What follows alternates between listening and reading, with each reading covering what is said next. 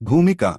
Max Muller ने 1866 में भविष्यवाणी की थी कि मेरे ऋग्वेद के संस्करण के प्रकाशित होने के बाद पिछले 3000 वर्षों से चले आ रहे हिंदुओं के धर्म की जड़ उखड़ जाएगी और हिंदू शरीर के ही हिंदू रहेंगे, उनके दिलोदिमाग पश्चिमी ईसाई ढंग के हो जाएंगे।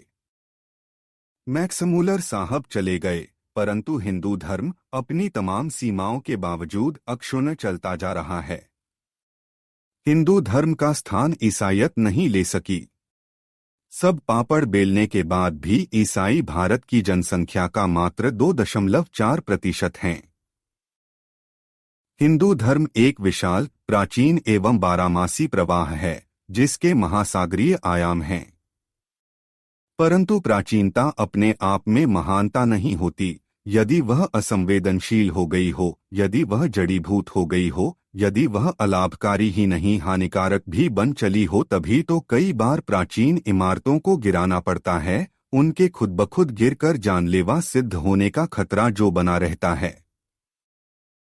तो क्या मैक्स मूलर ठीक था? यदि वह ठीक होता तो हिंदू धर्म कब का खत्म हो गया होता। वस्तुतः हिंदू धर्म का विराट महाकाव्यात्मक स्वरूप किसी प्रश्न का उत्तर हाँ या न में देने की अनुमति नहीं देता। मेरी 2 पीढ़ियां हिंदू धर्म से सक्रिय रूप में जुड़ी हुई हैं।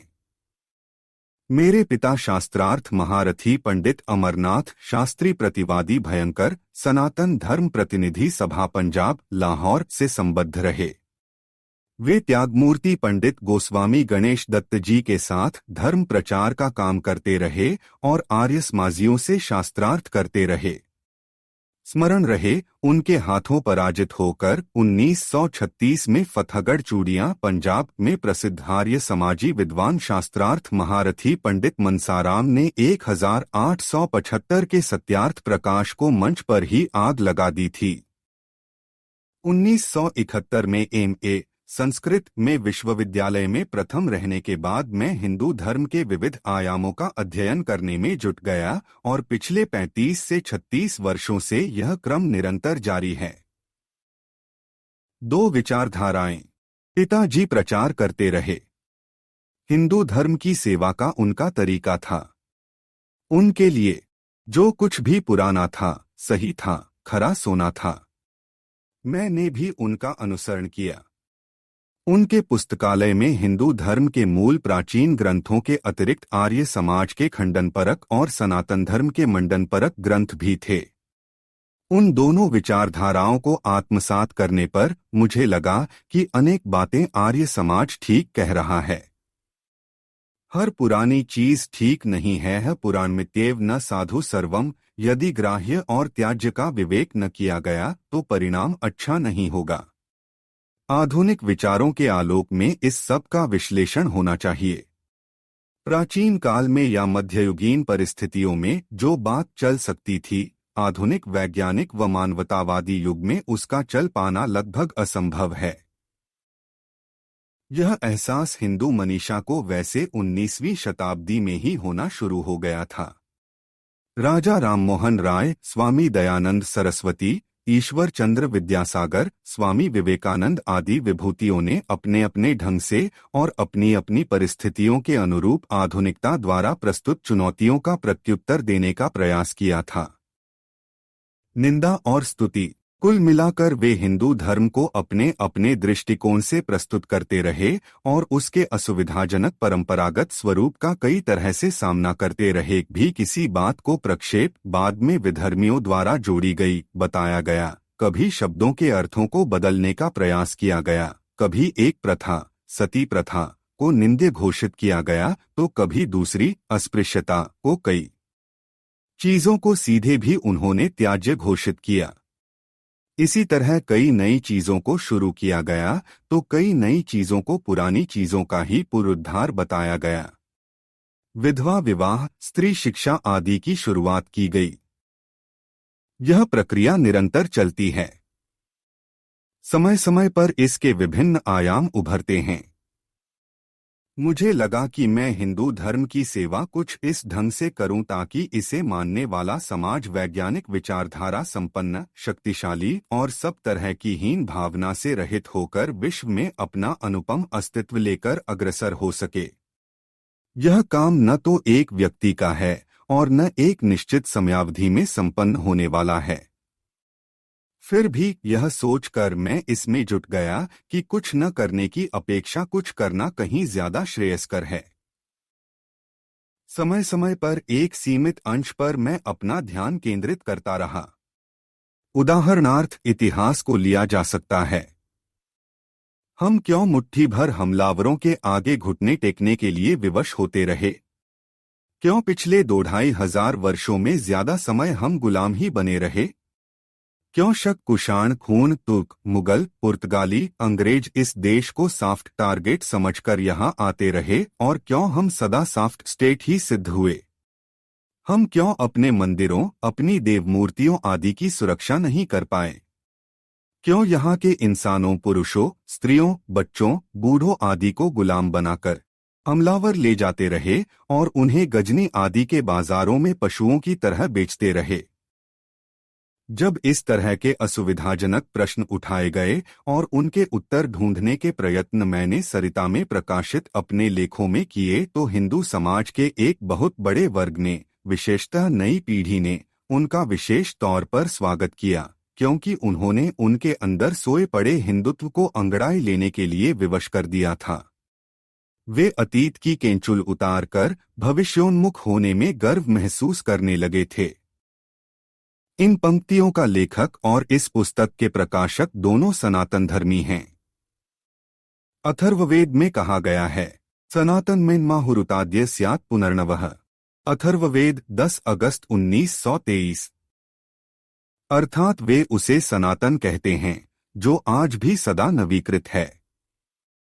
इसी सनातन की बात बुद्ध भी करते हैं जब वे धम्मपद में कहते हैं, एस धम्मो सनातनो एष धर्मः सनातनः। धम्मपद यमकवग्गो गाथा 5। अर्थात यह धर्म सनातन है। स्पष्ट है कि वेद के अनुयायी हो या बुद्ध के, वे सब सनातन धर्मी हैं। सनातन धर्म, यहाँ यह भी उल्लेखनीय है कि चारवाक दर्शन यद्यपि नास्तिक दर्शन है तथापि वह भी सनातन धर्मी है, क्योंकि प्राचीन दार्शनिक चर्चाओं में जैन और बौद्ध विद्वान अनेक स्थलों पर वैदिकों से कहते हैं कि तुम्हारे चारवाकों ने ऐसा कहा है। युष्मद्यूथिनः पठन्ति स्याद्वाद मंजरी, श्लोक 11। किसी वैदिक विद्वान ने प्रत्युत्तर में न तो कभी यह कहा है कि चारवाक हमारा नहीं है और न ही उन्होंने कभी जैनों या बौद्धों से तुम्हारे चारवाकों ने ऐसा कहा है। सनातन धर्मी के लिए किसी डॉगमे को मानना जरूरी नहीं है।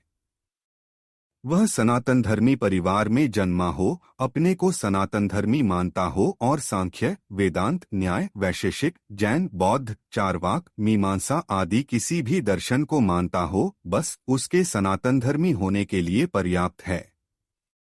कोई मुसलमान, ईसाई या यहूदी न अपने को सनातन धर्मी कहता है, न उपर्युक्त दर्शनों में से किसी को मानता है और न सनातन धर्मी परिवार में जन्मा होता है।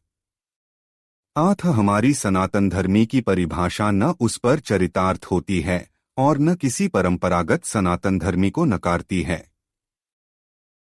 यह सनातन धर्मी समाज ही हिंदू समाज है, क्योंकि इसकी विरासत एक समान है। इस विशाल समाज का यदि क्षय होता है तो हम सब मरते हैं। यदि आतंकवादी हिंदुओं को निशाना बनाते हैं तो कोई भी हिंदू उनका शिकार हो सकता है, चाहे उसकी विचारधारा दूसरे हिंदू से इस या उस अर्थ में थोड़ी बहुत भिन्न ही क्यों न हो। इस तरह स्पष्ट है कि हिंदू समाज के सदस्य के नाते हर हिंदू को अपने समाज की नियति भोगनी होगी। यदि हिंदू समाज कमजोर है, जाति-पांति में बंटा हुआ है, अंधविश्वासी है, विज्ञान के क्षेत्र में पिछड़ा हुआ है, आर्थिक दृष्टि से विपन्न है, तो समाज के तौर पर हमारा कोई भविष्य नहीं है। हालांकि व्यक्तिगत तौर पर कुछ लोग अपवाद हो सकते हैं, लेकिन जब हम समाज की बात करते हैं तब अपवादों की कोई प्रासंगिकता नहीं रह जाती। यह ठीक है कि किसी भी समाज के सब सदस्य एक समान नहीं होते, परंतु समाज की नियति एक सी ही होती है। आतंक की घटनाएं आए दिन इस तथ्य को रेखांकित करती हैं। व्यक्तिगत तौर पर संभव है कुछ अपवाद रहे हों, परंतु इस बात से कोई इनकार नहीं कर सकता कि इस समाज की हैसियत इतिहास में वैसी ही रही है जैसी व्यायामशाला में टंगे रेत के उस बोरे की होती है जिस पर कोई भी नौसिखिया मुक्केबाज धौल जमाकर चला जाता है। सिकंदर से लेकर अहमद शाह अब्दाली व नादिर शाह तक सब एक समाज के तौर पर हमें रौंदते चले गए हैं। अंग्रेज, डच और फ्रांसीसी भी यही करते रहे हैं। स्वस्थ समाज की रचना आथ हमारा कल्याण तभी संभव है जब हम एक समाज के तौर पर स्वस्थ, सशक्त और प्रगतिशील हों। व्यक्तिगत तौर पर आप चाहे कुछ हों, उससे खास अंतर नहीं पड़ता यदि सारा समाज अंधविश्वासों की दलदल में आकंठमग्न हो, यदि वह हास्यास्पद कुरीतियों का शिकार हो, यदि वह भाषावाद और प्रांतवाद के आधार पर बंटा हुआ हो, यदि जातिवाद के नाम पर विघटित हो चुका हो, यदि वह तर्कशीलता से कोसों दूर हो, यदि वैज्ञानिक विचारधारा उसके पास से न गुजरने पाती हो, तो आपकी व्यक्तिगत उपलब्धि सामाजिक संदर्भों में कोई अर्थ नहीं रख सकती। इतिहास के विभिन्न दौरों में व्यक्तिगत तौर पर हमारे यहाँ विद्वान भी थे, योद्धा भी थे और दूरदर्शी भी थे, परंतु वे हारों की दास्तान को एक कटु यथार्थ बनने से रोक पाने में एकदम असफल रहने के लिए मानो अभिशप्त थे, क्योंकि अकेला चना भाड़ नहीं फोड़ सकता। वे समाज को वहीं का वहीं छोड़कर खुद आगे बढ़ने का प्रयास करते रहे। यही कारण है कि समाज के सुधार का, उसके नवनिर्माण का, उसकी उन्नति का सारे प्राचीन संस्कृत साहित्य में कहीं कोई धीमा सा स्वर भी नहीं सुनाई पड़ता। उल्टे ऐसे स्वर जरूर सुनाई पड़ते हैं कि आम लोगों की बुद्धि में भेद मत पैदा करो, उन्हें अज्ञानियों की तरह कामों में उसी तरह लगे रहने दो जैसे वे पहले से लगे चले आ रहे हैं। गीता 3/26। ऐसे में समाज के उत्थान व उद्धार की क्या कोई आशा बचती है?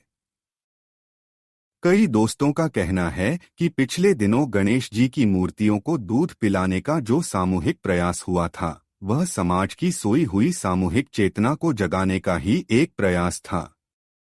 हमें ऐसे प्रयासों का समर्थन करना चाहिए।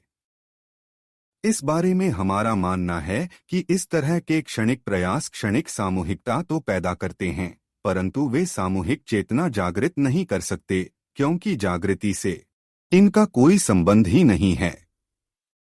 ये तो अंधविश्वास को हवा देकर जागे हुए को भी सुलाने की कोशिश करते हैं। इसीलिए न पिछले दिनों के दूध पिलाने से कुछ हुआ, न पिछले सालों में दूध पिलाने से इससे हिंदू समाज दूसरों की नजरों में केवल हास्यास्पद ही बना है। जागृति के ऐसे विद्रूपों से समाज का सुधार नहीं हो सकता। समाज की जागृति व सामूहिक चेतना के लिए हमें इस्राएल की ओर देखना होगा। उस समाज से हिंदू समाज बहुत कुछ सीख सकता है। जैसी सामूहिक चेतना, परस्पर एकजुटता और कुछ कर गुजरने की भावना उस समाज में दृष्टिगोचर होती है, वैसी यदि हमारे समाज में रही होती तो हमारा इतिहास कुछ दूसरा ही होता। समाज की उपेक्षा। कुछ दोस्तों ने सुझाव दिया है कि भाई आराम से प्रोफेसरी करो, समाज तो ऐसे ही रहेगा, इसके लिए चिंता करनी छोड़ो और जीवन का आनंद लो। मुझे लगता है जिस समाज में ऐसे मित्र हों, उसे दुश्मन ढूंढने की जरूरत नहीं। यही घोर व्यक्तिवाद तो हमारे साथ हजारों सालों से चिपका हुआ है, यहाँ घर किए हुए है और घुन की तरह हमें अंदर से खाए जा रहा है। व्यक्तिगत मुक्ति मोक्ष की प्राप्ति में एक एक आदमी लगा रहा, परंतु समाज के सामूहिक उत्थान की कभी किसी को सुध नहीं आई, जबकि वास्तविकता यह है कि यदि समाज स्वस्थ होगा तो व्यक्ति भी स्वस्थ होगा, यदि समाज सशक्त होगा तो व्यक्ति भी सशक्त होगा, परंतु यदि समाज कमजोर होगा तो व्यक्तिगत तौर पर तगड़ा व्यक्ति भी नहीं बचेगा। आठ समाज के शक्तिशाली होने का अर्थ है हर व्यक्ति का शक्तिशाली होना। व्यक्ति का प्रबुद्ध स्वार्थ इसी में है कि समाज शक्तिशाली, स्वस्थ और वर्चस्वी हो। इसीलिए हम हिंदू समाज को सब तरह से संपूर्ण देखना चाहते हैं, इसकी बुराइयों को दूर करना चाहते हैं, इसका नवनिर्माण करना चाहते हैं, इसे सुधरे हुए रूप में देखना चाहते हैं। व्यक्ति तो आज है, कल नहीं, परंतु हिंदू समाज अक्षय वट के समान सनातन सा है। वह सदा है, सदा रहेगा। अतः इसकी चिंता करना हमारा परम कर्तव्य है। इस सुधारवादी अभियान को हर हिंदू की सहूलियत की अपेक्षा है। यह कुछ नेताओं या कुछ लोगों के नहीं, बल्कि समग्र समाज के सहभागी होने पर ही अपनी तार्किक परिणति तक सफलतापूर्वक पहुंच सकता है। प्रस्तुत पुस्तक द्वारा उन सब हिंदू हितैषी लोगों का आह्वान किया जा रहा है जो इस विराट हिंदू समाज के सुधार में अभिरुचि रखते हैं। यह पुस्तक मेरी दशकों की साधना का परिणाम है। यह सुधार के अभिलाषी के लिए एक एजेंडा मात्र है। इसमें प्राचीनतम ग्रंथ से शुरू करके आधुनिक युग के ग्रंथों तक को खंगाला गया है, ताकि उन कमियों, बीमारियों, कुरीतियों आदि की प्रामाणिक निशानदेही की जा सके। मेरा मुख्य उद्देश्य समस्या को प्रस्तुत करना है, क्योंकि आज की परिस्थितियों में समाधान से भी बढ़कर समस्या की निशानदेही हो चुकी है। जिस तरह का उदासीनतापूर्ण रवैया हमारी युवा पीढ़ी का और जिस तरह का व्यवहार धर्म के धंधेबाजों का देखने को मिल रहा है, उस सब के मद्देनजर हम कह सकते हैं कि समाज की समस्याओं की घोर उपेक्षा हो रही है और भविष्य में यह और ज्यादा होगी। ये अच्छे आसार नहीं हैं, क्योंकि उपेक्षा और उदासीनता तो जानी दुश्मन से भी ज्यादा खतरनाक और जानलेवा होती हैं। यदि समाज के भावी कर्णधार और कल के नेता हमारा युवा वर्ग इस उपेक्षा व उदासीनता से छुटकारा पाकर समाज के प्रति अपना उत्तरदायित्व स्वीकार करते हैं, यदि इसकी हालत की ओर ध्यान देते हैं, तो इस समाज का भला हो सकता है। जो भी लोग इस ओर ध्यान देंगे, न वे नशों में गर्क होंगे, न पतनशील पश्चिमी रंगढंग में। वे देश के स्वाभिमान से प्रेरित होकर कुछ रचनात्मक कर गुजरने के लिए लालायित होंगे, ठीक उसी तरह जिस तरह स्वतंत्रता संग्राम के दौरान इस देश के युवा वर्ग ने किया था।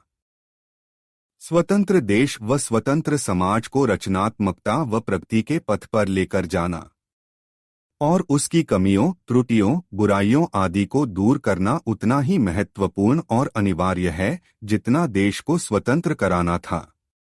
स्वतंत्रता और स्वातंत्र्योत्तर स्थिति दोनों ही महत्वपूर्ण होती हैं। यदि स्वतंत्रता प्राप्ति के बाद हमारी रचनात्मकता रुक जाती है, हमारा अच्छे बुरे का विवेक काम करना बंद कर देता है, हम अपने को सुधारने का पथ त्याग देते हैं, तो यह स्वतंत्रता के छिन जाने का ही मानो हम प्रबंध करते हैं।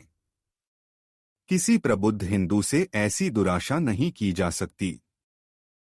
हमारा यह प्रयास हर प्रबुद्ध हिंदू को उसके सुधारवादी यत्नों में सहायता पहुंचाना मात्र है, उसे बीमारी के अस्तित्व की ओर आकृष्ट करना, बीमारी के बारे में यथामति विवरण उपलब्ध कराना, उसकी भ्रांतियों का यथाशक्ति निवारण करना, उसे ईमानदारी से प्रामाणिक सूचनाएं उपलब्ध कराना, अपने दशकों के स्वाध्याय के फलों व निष्कर्षों से उसे लाभान्वित करना, प्रत्यक्ष व परोक्ष दोनों ढंगों से विराट हिंदू समाज के उज्ज्वल भविष्य की प्रक्रिया में योगदान करना आदि कुछ ऐसे उद्देश्य हैं जिनकी पूर्ति के लिए यह पुस्तक प्रकाशित की जा रही है। यह बात तो परवर्ती समीक्षक ही भली भांति निर्धारित करेंगे कि हम अपने उद्देश्य की किस मद में, किस सीमा तक व किस अनुपात में सफल हुए हैं। वर्तमान में लेखक और प्रकाशक को इस बात का ही संतोष है कि वे अपने समाज के प्रति यथामति और यथाशक्ति कुछ सकारात्मक व रचनात्मक कार्य कर रहे हैं। विदेशों से तुलना।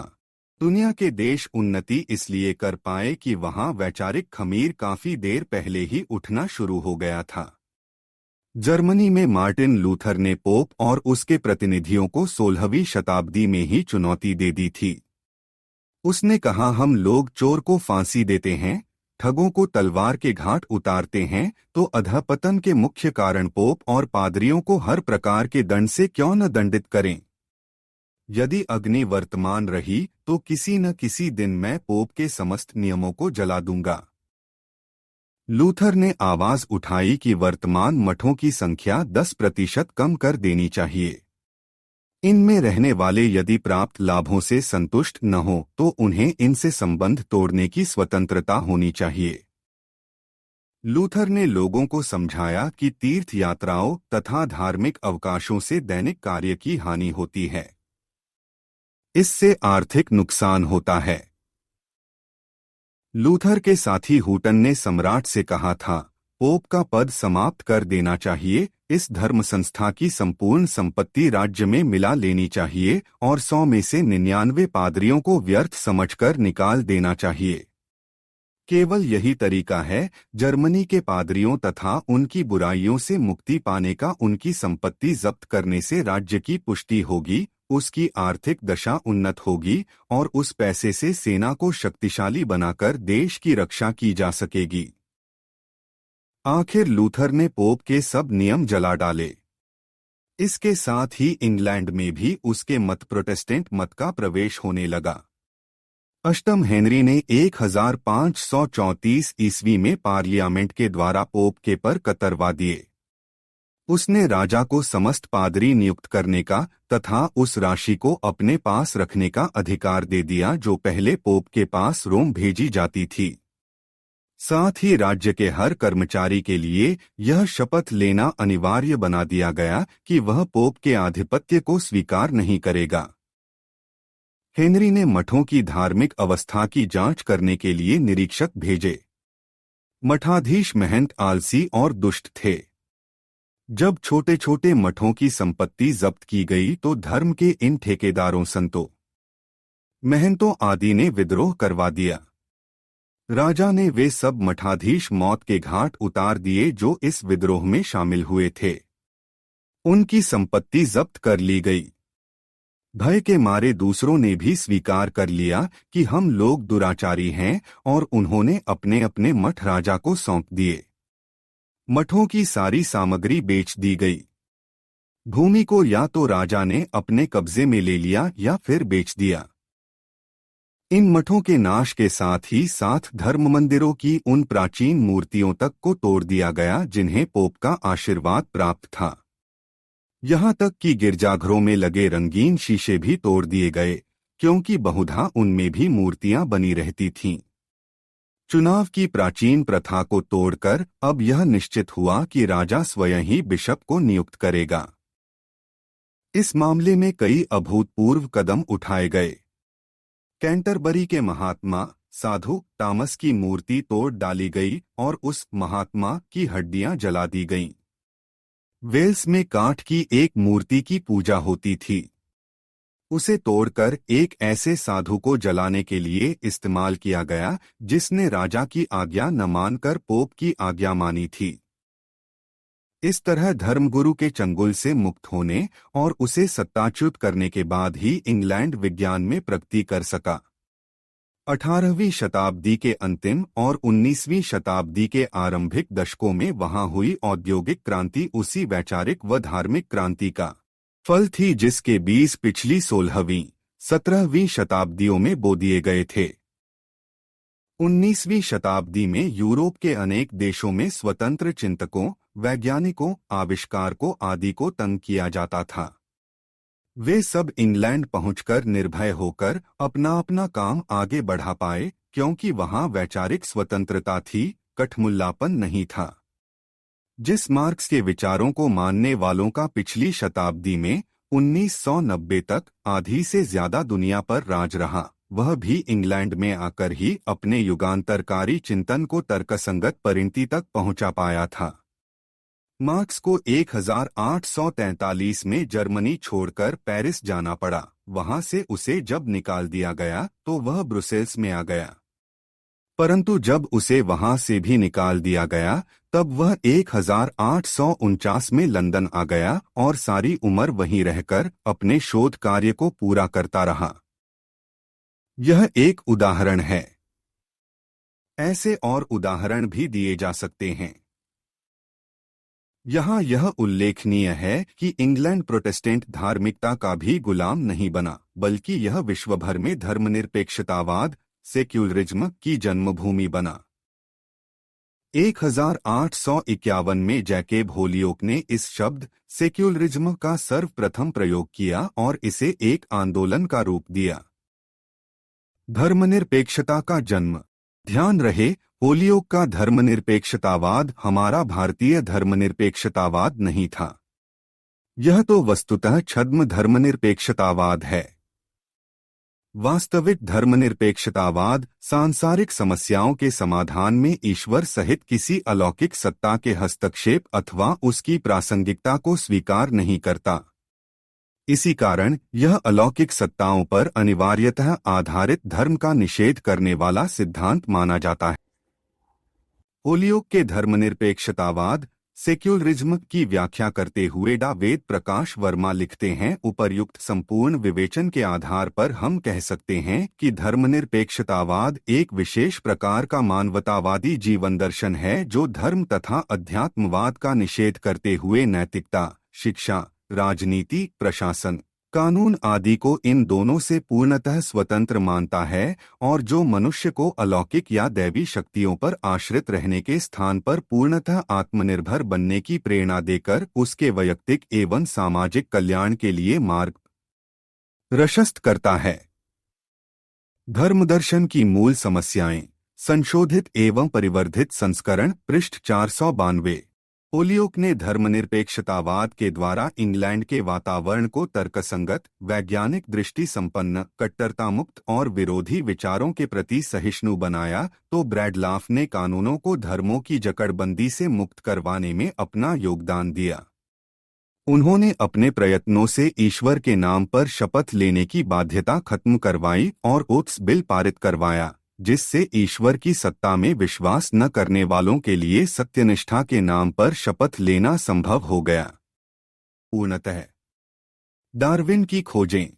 ऐसे वातावरण में ही डार्विन का विकासवाद का युगांतरकारी सिद्धांत विकसित हो सका, जिसने सारे संसार के परंपरागत चिंतन की चूलें हिला दी। भारत में ऐसा वातावरण कभी नहीं बना है। यही कारण है कि यहाँ आकर बसने की इच्छा किसी विदेशी विचारक और वैज्ञानिक ने कभी जाहिर नहीं की। इसके विपरीत भारत के आला दिमाग भी जिस शिखर को विदेशों में जाकर छूते हैं, उसे भारत में छूने में वे एकदम असफल रहते हैं। हालांकि गाया यह जाता है कि यहाँ की धरती को ऋषियों, मुनियों, पीरों, फकीरों, गुरुओं, भक्तों आदि के चरण स्पर्श का गौरव प्राप्त है। डॉक्टर हरगोविंद खुराना भारत में किसी गिनती में नहीं होते, परंतु विदेश में अपने अनुसंधान से नोबेल पुरस्कार प्राप्त करते हैं। कल्पना चावला भारत में कुछ भी नहीं सिद्ध होती हैं, परंतु अमेरिका में एक सितारे की भांति चमकी। हमारे कैसे कैसे प्रश्न। अपने यहाँ यह प्रश्न कभी नहीं उठता कि ऐसा क्यों है। हमें ऐसे प्रश्न क्या कभी परेशान करते हैं? हमें तो दूसरी तरह के प्रश्न ही परेशान करते हैं, जैसे अभिनेता संजय दत्त ने अपने पिता सुनील दत्त की अस्थियों का विसर्जन ऋषिकेश में कर दिया तो हरिद्वार में बवाल खड़ा कर दिया गया। ऋषिकेश के परमार्थ निकेतन के जिस स्वामी चिदानंद मुनि ने अस्थि विसर्जन कराया था, उसका पुतला फूंका गया। यह तब है जब ब्रिटेन में बसे लाखों भारतीयों ने अब हरिद्वार में अपने परिजनों की अस्थियां डालने आने के बजाय उन्हें लस्टरशायर की सोर नदी में प्रवाहित करना शुरू कर दिया है, और जब शिकागो की डिपाल यूनिवर्सिटी के 23 वर्षीय छात्र हेमंत मेहता ने अपनी आस्था इंटरनेट पर बाकायदा बोली लगाकर बेच दी है, और अब वह बोली लगाने वाले जिम हैंडरसन के निर्देशों के मुताबिक चर्च की सेवा कर रहा है। हमें परेशानी इसलिए होती है कि मलयाली फिल्म अभिनेत्री मीरा ने राजराजेश्वर मंदिर में पूजा अर्चना कर ली है। हमें परेशानी इसलिए होती है कि कन्नड़ अभिनेत्री जयमाला सबरीमाल मंदिर के गर्भगृह तक चली गई है, और मई 2007 में एक हिंदू केंद्रीय मंत्री की ईसाई पत्नी केरल के गुरुव्यूर मंदिर में अपने पति के साथ पूजा के लिए प्रविष्ट हो गई है। यानी एक गैर हिंदू औरत, जास्मीन मीरा, हिंदू मंदिर में प्रवेश कर गई है। धर्मध्वजियों को यह नहीं दिखाई देता कि एक गैर हिंदू ने हिंदू की आस्था को अपनाया है। बवाल यदि मीरा के सहधर्मी मचाते तो समझ में आता भी किसी मस्जिद या चर्च में किसी हिंदू के जाने पर तो बवाल नहीं उठता। हम सबरीमाल मंदिर में एक औरत अभिनेत्री के प्रवेश से परेशान हैं, क्योंकि उक्त मंदिर में स्त्री का, विशेषतः उस उम्र की स्त्री का जिसे मासिक धर्म होता हो, 12 से 50 तक की आयु की स्त्री का प्रवेश उसके स्त्रीत्व के कारण वर्जित है। यानी सुपरसोनिक युग में हमारे यहाँ स्त्री आज भी अछूत है। हमारे यहाँ धर्मध्वजियों ने सचेतन तौर पर इस बात का ध्यान रखा है कि कोई ऐसा विचार पनपने ही न पाए जिससे उनकी सत्ता को चुनौती मिले।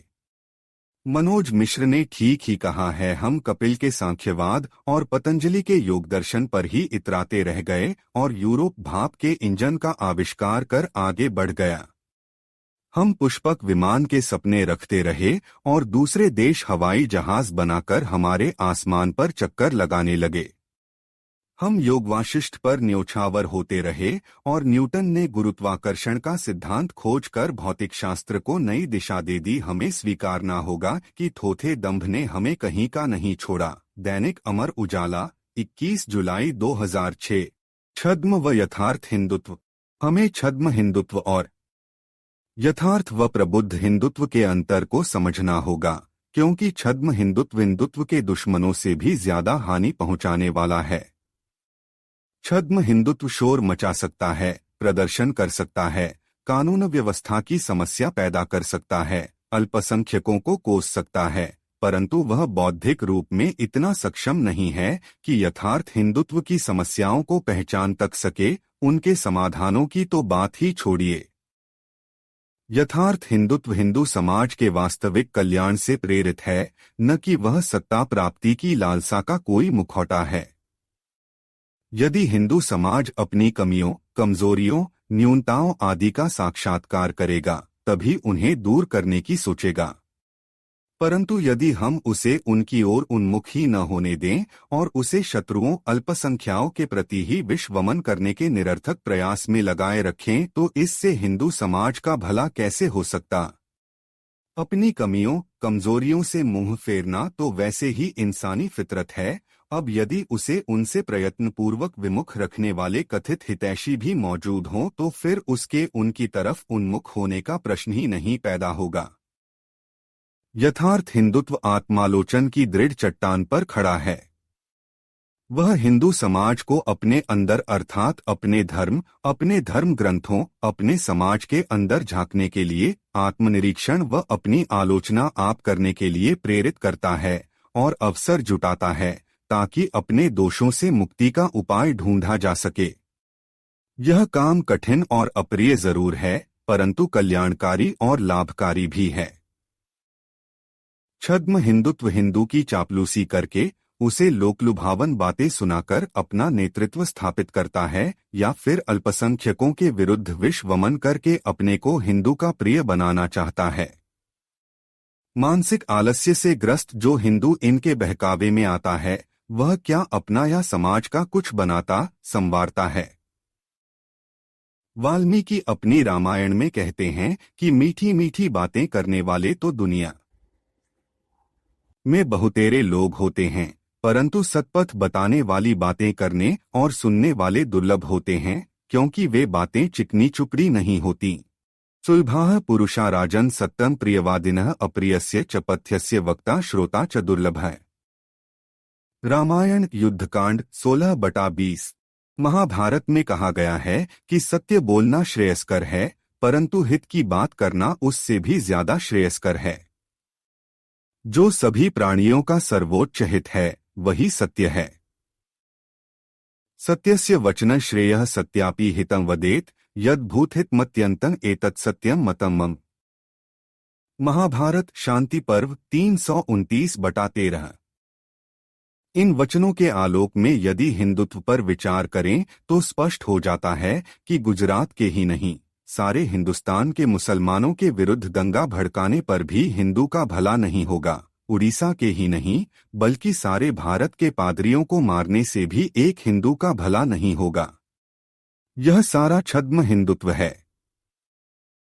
इसके विपरीत जिस काम से हिंदू समाज अपने खोए हुए स्वाभिमान को प्राप्त करने के लिए यत्नशील हो, जिससे उसमें रचनात्मकता आए, उसकी ज्ञान वृद्धि हो, जिससे वह आत्मविश्वास अर्जित करे, अपने घर को सुव्यवस्थित कर सके, अपनी कमियों व कमजोरियों को पहचान कर उन पर विजय प्राप्त कर सके, वह सब यथार्थ व प्रबुद्ध हिंदुत्व है।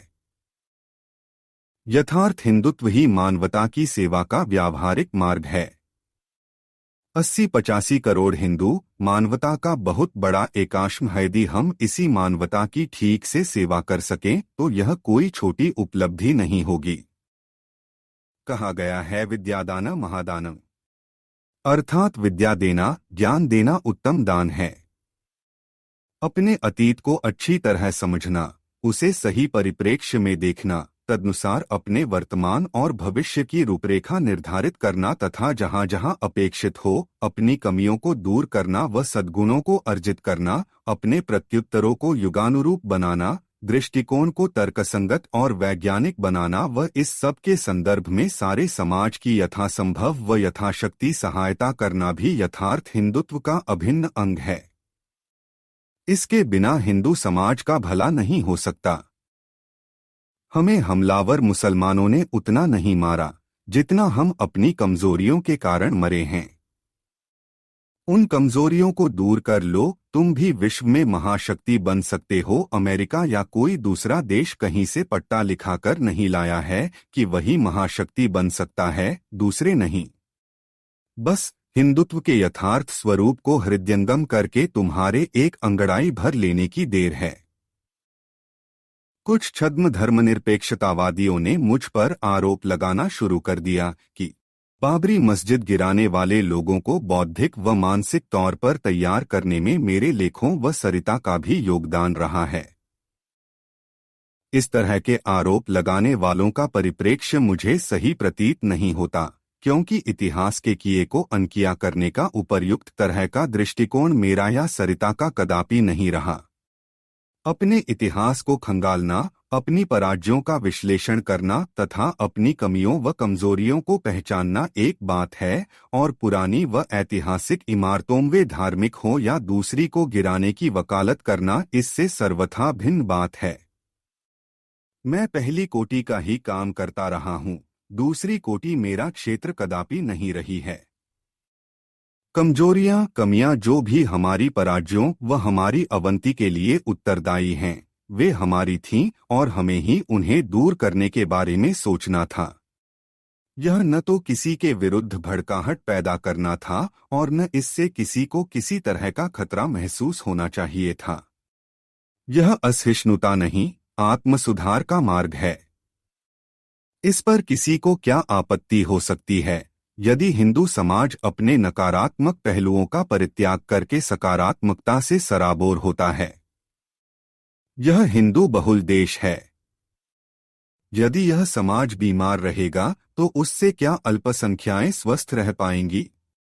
गीता में कहा गया है, वे और तुम एक दूसरे से सद्व्यवहार करते हुए, एक दूसरे की प्रगति करते हुए परम श्रेय को प्राप्त करो, परस्परं भावयन्तः श्रेयः परम वाप्स्यथ। गीता 3/11। प्रथाओं का परित्याग। आज हिंदू धर्म कई उन प्रथाओं को त्याग चुका या त्याग रहा है जो कभी धर्म थीं, यथा सती प्रथा, छूतछात, जाति आधारित भेदभाव, शूद्रों को शिक्षा से वंचित रखना, बाल विवाह आदि। इसी तरह जो चीजें पहले निषिद्ध थीं, जैसे शूद्रों का सार्वजनिक कुमों आदि का प्रयोग, देव मंदिरों में प्रवेश, विधवा का पुनर्विवाह, स्त्री शिक्षा आदि, उन्हें अपना चुका है। हिंदू समाज अब शास्त्रों, संस्कृत में लिखी हर पुस्तक को आंखें मूंद कर नहीं, विवेकपूर्वक पढ़ने में विश्वास करता है। अंधश्रद्धा का स्थान बुद्धिवाद और वैज्ञानिक चिंतन लेने लगा है और उसमें आत्मचेतना का भाव दृष्टिगोचर होता है। एक तरह से देखा जाए तो हिंदू धर्म प्राचीन के नवीकरण की प्रक्रिया को अपनाए हैं। कुछ पुरानी बातें छूट रही हैं और कुछ नई बातें जुड़ रही हैं। इस तरह यह चिर युवा बन रहा है। कायाकल्प की यह प्रक्रिया बहुत धीमी है। इसे कुमार्ग की ओर ले जाने के भी कई शिविरों से प्रयास किए जा रहे हैं, जो चिंता का विषय है। कुछ वर्ग अपने को हिंदू मानने के लिए ही तैयार नहीं हैं। वे इस बाड़े से बाहर जा चुके हैं, कुछ जा रहे हैं और कुछ जाने के लिए हाथ पैर मार रहे हैं। स्वामी विवेकानंद द्वारा स्थापित रामकृष्ण मिशन वालों ने सर्वोच्च न्यायालय तक इस बात के लिए कानूनन लड़ाई लड़ी कि उन्हें हिंदू न माना जाए। यह अलग बात है कि वे इसमें सफल नहीं हुए, परंतु इससे उनकी इससे बाहर निकलने की इच्छा खत्म नहीं हो जाती, क्योंकि उनकी घुटन यथावत बरकरार है। कुछ हिंदू धर्म परिवर्तन करके इस्लाम, ईसाई धर्म आदि को अपना रहे हैं। इसमें जातिपांति की भेदभावपूर्ण व्यवस्था की भूमिका को नजरअंदाज नहीं किया जा सकता। कुछ दलित हिंदुओं ने गाय के मुकाबले भैंस को खड़ा किया है और अपने विरोध के स्वर को मुखरित किया है। आतंकवाद का दैत्य देश के विभिन्न इलाकों में दंदना रहा है और उसका लक्ष्य मुख्यतः हिंदू धर्म व हिंदू समाज ही है। इस तरह की और भी बहुत सी नकारात्मक चुनौतियां हमारे सामने हैं। इसका मतलब साफ है कि बहुसंख्यक समुदाय के रूप में हिंदू समाज को अभी बहुत कुछ करना है। जो लोग हिंदू धर्म को पीछे की ओर मोड़ना चाहते हैं और इसे पुरातनपंथी बनाए रखने में ही हित देखते हैं, वे अपने क्षुद्र स्वार्थों के लिए इस विराट राष्ट्रीय समाज से धोखा कर रहे हैं। वे यद्यपि हिंदू हितैषी होने का दम भरते हैं, तथापि वास्तव में वे हैं इसके लिए दुश्मन ही आस्तीन के संग। जरूरत है पुरातन को जानने समझने की। जरूरत पुरातनपंथी बनने की नहीं, पुरातन को जानने और समझने की है। जो लोग हिंदू धर्म का केवल एक मुद्दा लेकर राजनीति करते हैं, वे भी वस्तुतः हिंदुत्व को जागृत करने के स्थान पर उसे अति संकुचित बना रहे हैं। हिंदुत्व उसी तरह है जैसे भारतीयता है, जैसे कश्मीरियत है, जैसे पंजाबियत है। आथ हिंदू मात्र के प्रति समानता व भाईचारे को व्यवहार में लाए बिना हिंदुत्व को जागृत कैसे किया जा सकता है? यह सब जातिवाद को खत्म किए बिना कैसे संभव है? ऐसे नहीं चल सकता कि आपके एक हाथ में जातिवाद हो और दूसरे में हिंदुत्व, क्योंकि दोनों परस्पर विरोधी हैं। यदि जातिवाद है तो हिंदुत्व का एहसास जागृत हो ही नहीं सकता। यही कारण है कि हजारों सालों से जातिवाद के ही विभिन्न रूप व स्तर हमारे यहाँ रहे हैं। हिंदुत्व की भावना के दर्शन कदापि नहीं हुए। 21वीं शताब्दी भेदभावपूर्ण, विघटनकारी, अमानवतावादी और अस्मतावादी जातिपांति की शताब्दी नहीं हो सकती। इसे हिंदुत्व की शताब्दी बनाना होगा। सारे हिंदू समाज में समरसता लानी होगी और इसे एक सूत्र में बांधना होगा। यह काम रचनात्मक ढंग से करना होगा, न कि सांप्रदायिक उन्माद या तर्कहीनता के आलम द्वारा। इस लक्ष्य को हिंदुओं को अतीतवादी बनाकर या अतीत के प्रति उन्हें अस्वस्थ मोह के शिकार बनाकर हासिल नहीं किया जा सकता, बल्कि इसे तो अतीत के प्रति भावुकतापूर्ण रुख को त्याग कर और उसके प्रति स्वस्थ व तटस्थ आलोचनात्मक दृष्टिकोण अपना कर ही हासिल किया जा सकता है। इसके लिए जरूरी है कि युवा पीढ़ी को कुछ कठमुल्ला किस्म के डाग में थमाने व उसे कुछ निरर्थक प्रतीकों को उछालने के काम में लगाने के स्थान पर अपने प्राचीन ग्रंथों को पढ़ने व समझने की ओर प्रेरित किया जाए। आज लगभग हर ग्रंथ का हिंदी में अनुवाद सुलभ है। जिनके अनुवाद अभी उपलब्ध नहीं हैं, उन्हें भी सुलभ करवाया जाए। हाँ, अनुवादों को अपनी अपेक्षा के अनुसार विकृत न किया जाए। न कहीं गंदगी को छिपाने के लिए उस पर चूना पोता जाए, न असुविधाजनक अंशों के अनुवाद को छोड़ा जाए। जो है जैसा है उसे वैसे का वैसा ही युवा पीढ़ी को उपलब्ध कराया जाना चाहिए। इतिहास के विभिन्न युगों में जो कुछ होता रहा है, जैसा कुछ किया जाता रहा है, उस सब के रूबरू युवा पीढ़ी को होने देना चाहिए। यदि एकलव्य का अंगूठा कटा है, यदि शंबूक की हत्या हुई है, यदि सीता के साथ ज्यादती हुई है, यदि शूद्र के कानों में लाख और सीसा पिघला कर डालने के आदेश धर्म ग्रंथों में अंकित हैं, यदि पशुओं की बलियां यज्ञों में दी जाती रही हैं और यदि यहाँ नियोग जैसी प्रथाओं का बोलबाला रहा है, तो इस सब से युवा पीढ़ी को परिचित होने दो डरते क्यों हो? उन महान ग्रंथों के उन दिव्य पृष्ठों को छिपाते क्यों हो? उनके दिव्य शब्दों को लेकर झिझकते क्यों हो? तरह तरह के पापड़ क्यों बेलते हो? क्या यह सोचकर कि युवा पीढ़ी क्या कहेगी, वह क्या कहेगी क्या नहीं, इस शर्म के मारे उन्हें अज्ञान के अंधकार में रखना कहीं ज्यादा शर्मनाक होगा और खतरनाक भी, जब वे अन्य साधनों से सच्चाई जानेंगे। जब विधर्मी उन तथ्यों को उद्घाटित करके उन्हें बहकाएंगे, तब वे हमारे हाथों से बाहर हो जाएंगे, क्योंकि तब उन्हें हमारे चरित्र एकदम अविश्वसनीय लगेंगे। यह स्थिति उन्हें कड़वे कुरूप सत्य से परिचित कराने की स्थिति से बदतर सिद्ध होगी। यदि आज उन्हें उस सब से साक्षात्कार करने दें, तो विधर्मियों की इस तरह की कोई भी संभावित चाल सफल नहीं हो सकती।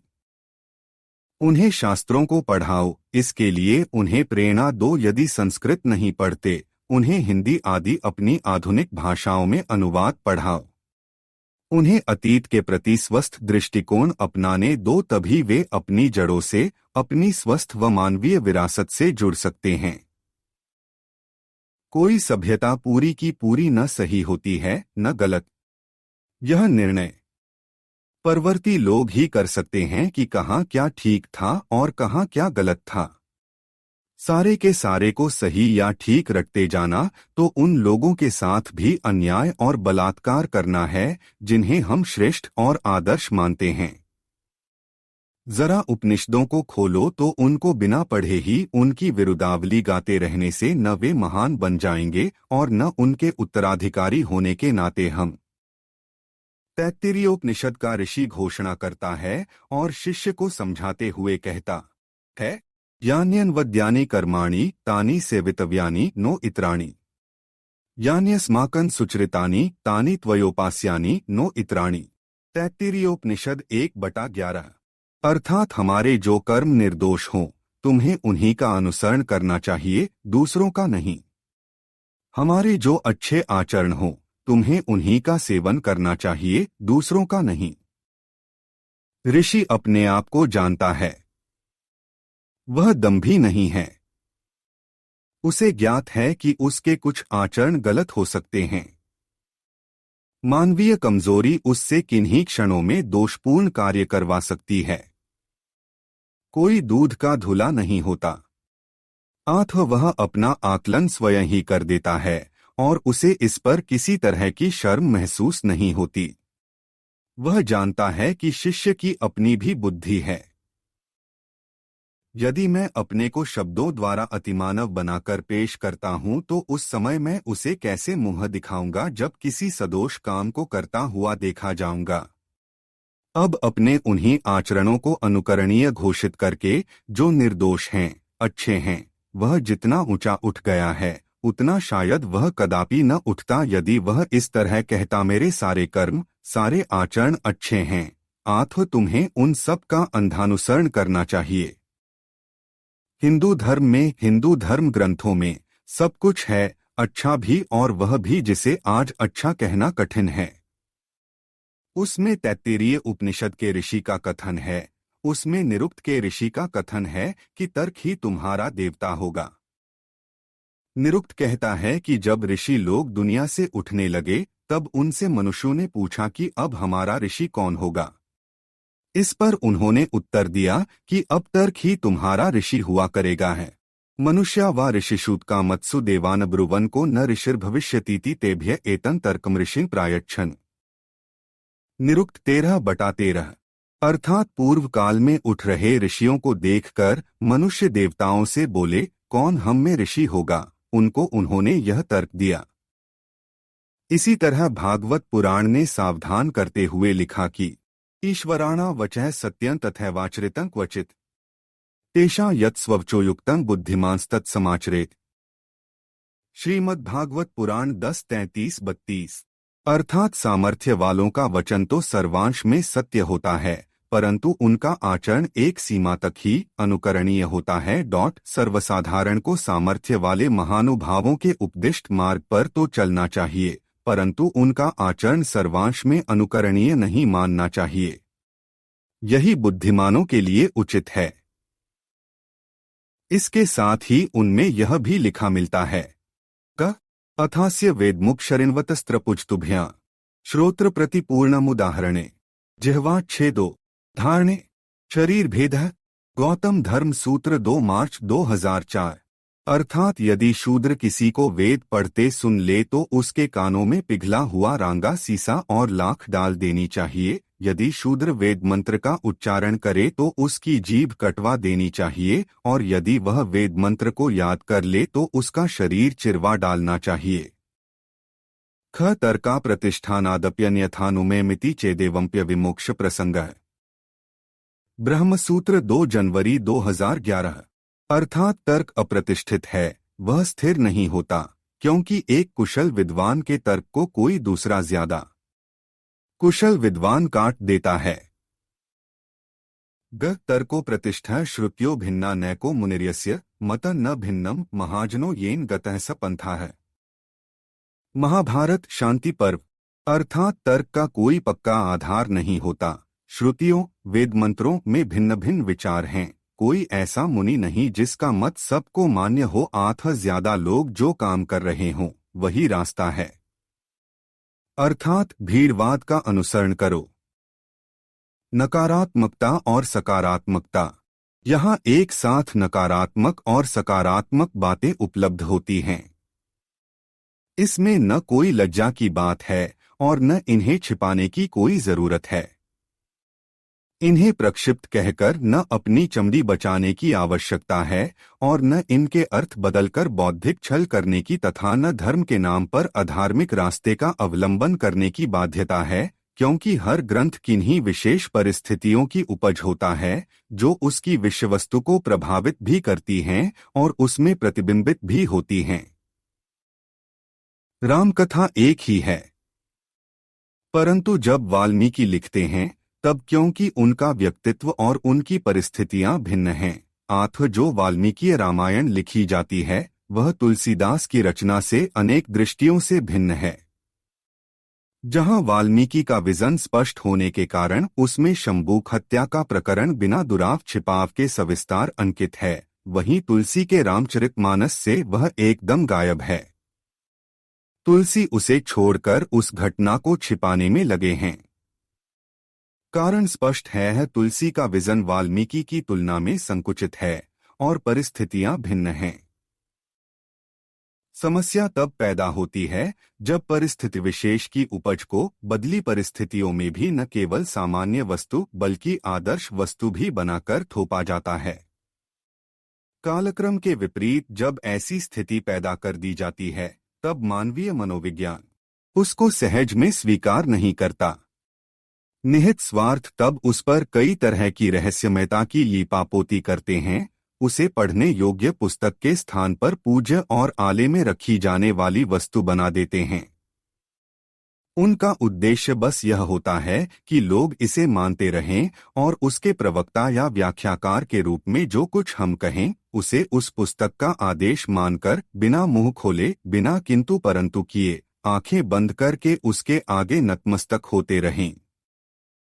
हम कहते हैं कि तब तक नतमस्तक होने का कोई विशेष महत्व नहीं जब तक आप उसकी महानता से कायल नहीं होते।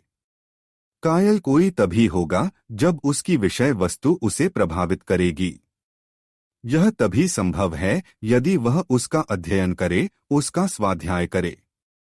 यदि वह कायल होगा तो वह नतमस्तक होने से आगे जाकर दंडवत भी कर सकता है, परंतु निहित स्वार्थ अध्ययन के लिए कभी किसी को प्रोत्साहित नहीं होने देना चाहते। यदि वे अनुमति देंगे भी तो अपनी तरह से काट छांट करके, अर्थ बदलकर, कुछ हिस्से छोड़कर और कुछ को जाली बताकर तैयार किए गए संस्करण रिमिक्सेड व रीमेड को पढ़ने की ही वह भी आधे मन से, क्योंकि उन्हें डर रहता है कि संभव है कुछ अंश अब भी इसमें ऐसे रह गए हों जो हमारे लिए असुविधाजनक सिद्ध हो सकते हों। यह स्थिति पतन की पराकाष्ठा है जो आत्मविश्वासहीनता और सुधार की संभावना शून्यता की द्योतक है। उन्हें लगता है कि यदि लोगों को यह पता चल गया यदि उन्हें वह पता चल गया तो हमारे धर्म का क्या बनेगा? क्योंकि पूर्वजों के आज आपत्तिजनक प्रतीत होने वाले आचरण के लिए वे अपने आप ही शर्मसार होते हैं, और धर्म ग्रंथों के आज असुविधाजनक प्रतीत होने वाले आदेशों के लिए वे अपने को आप ही दोषी मानते हैं। मानसिक कुलीपन, यह दूसरों के दायित्व को खामखाह खुद पर ढोने व ओढ़ने की मानसिकता भी स्वस्थ मानसिकता नहीं है। यह तो निरा कुलीपन है, मानसिक कुलीपन। तैत्तिरीय उपनिषद का ऋषि इससे मुक्त है, इसीलिए वह अपने केवल अच्छे आचरण के अनुसरण की बात करता है।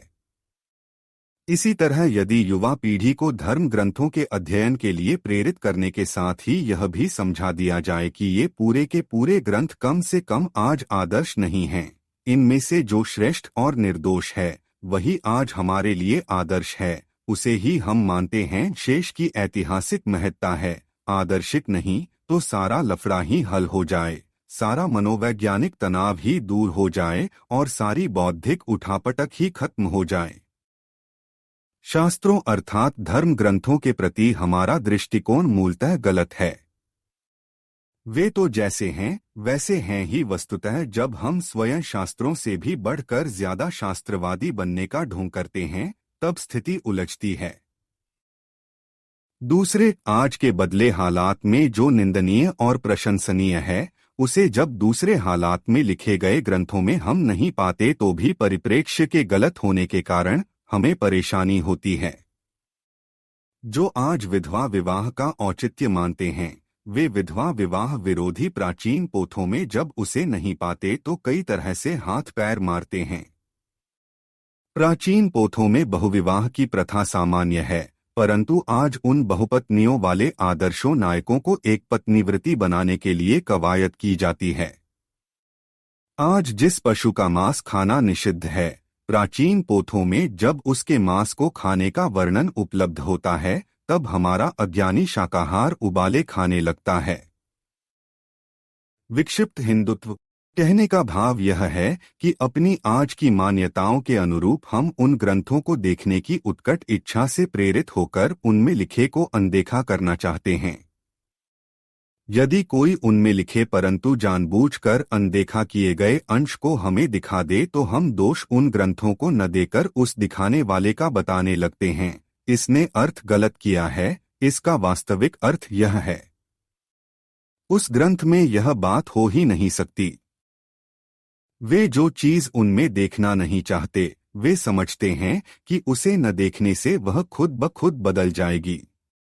अज्ञानता के कारण जो बात उन्हें पता नहीं होती वही जब धर्म ग्रंथ में उन्हें दिखा दी जाती है तो वे भौंचक के रह जाते हैं और इसे धार्मिक भावना को ठेस पहुंचाना रटने लगते हैं। इस पर भी तुर्रा यह कि इस कथित ठेस पहुंचाने के लिए दोषी भी वे केवल दिखाने वाले को ठहराते हैं, जबकि असली दोषी के आगे वे यथापूर्व नतमस्तक होते रहते हैं।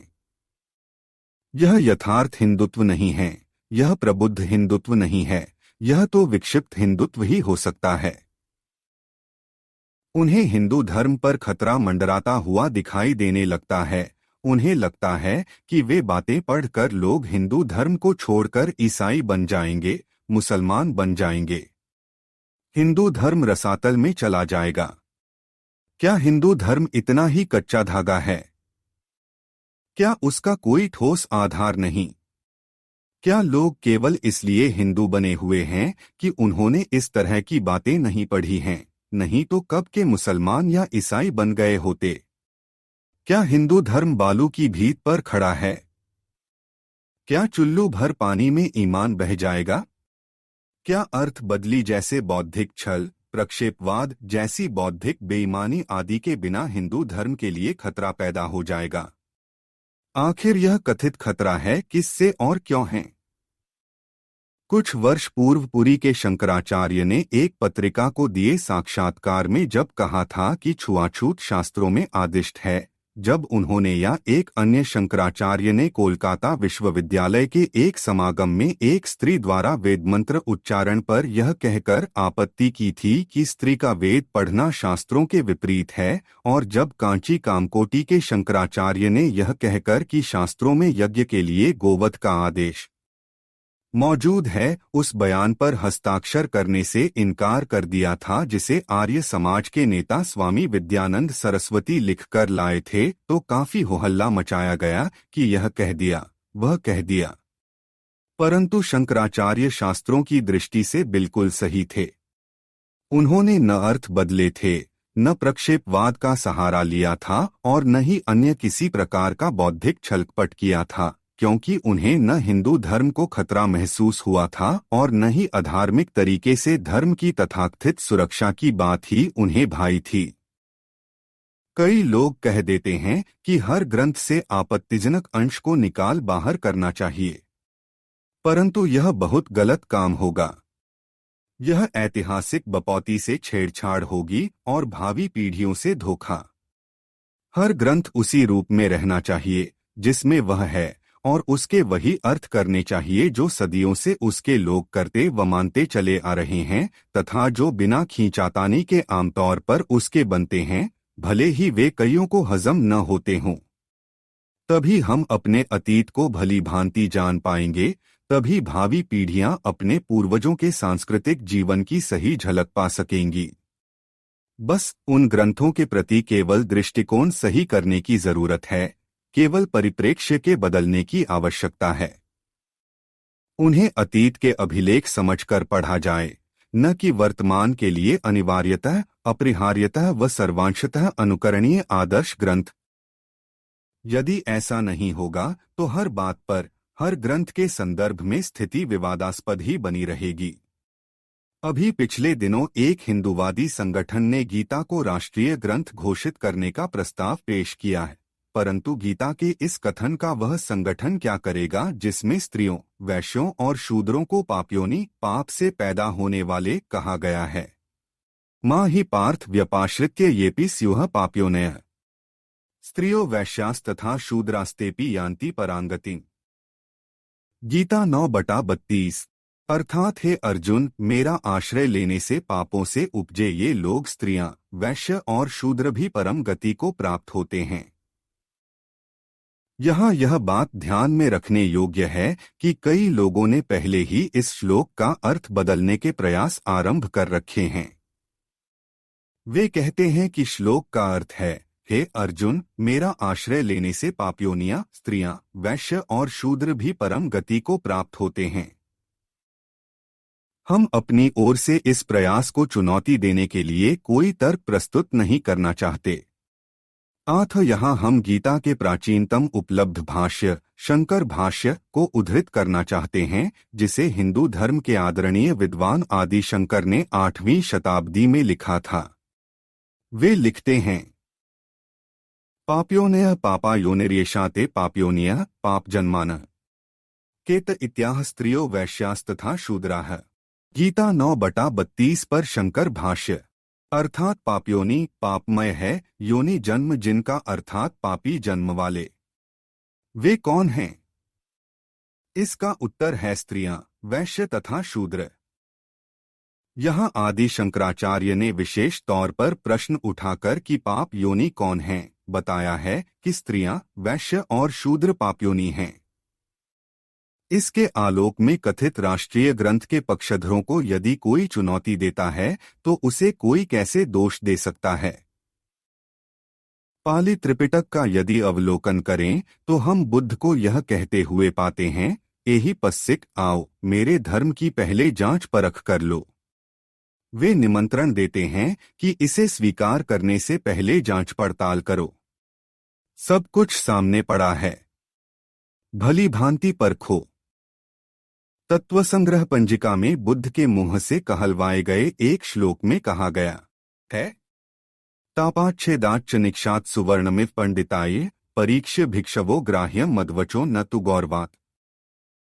तत्वसंग्रह पंजिका अर्थात जैसे सोने को तपाकर, काटकर और कसौटी पर रगड़कर उसकी परीक्षा की जाती है, उसके शुद्ध अथवा मिलावटी होने का निर्णय किया जाता है, उसी प्रकार हे पंडितों, हे भिक्षुओं, मेरे वचनों को जांच परख कर स्वीकार करो। उन्हें मेरे प्रति सम्मान की वजह से मत स्वीकार करो।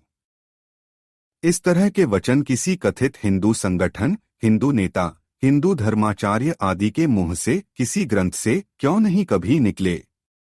वे अर्थ बदलने, प्रक्षेप घोषित करने आदि के मामले में इतने मुखर होने के बावजूद पूर्वोक्त तरह के वचनों के संदर्भ में मूक व मौन क्यों हैं?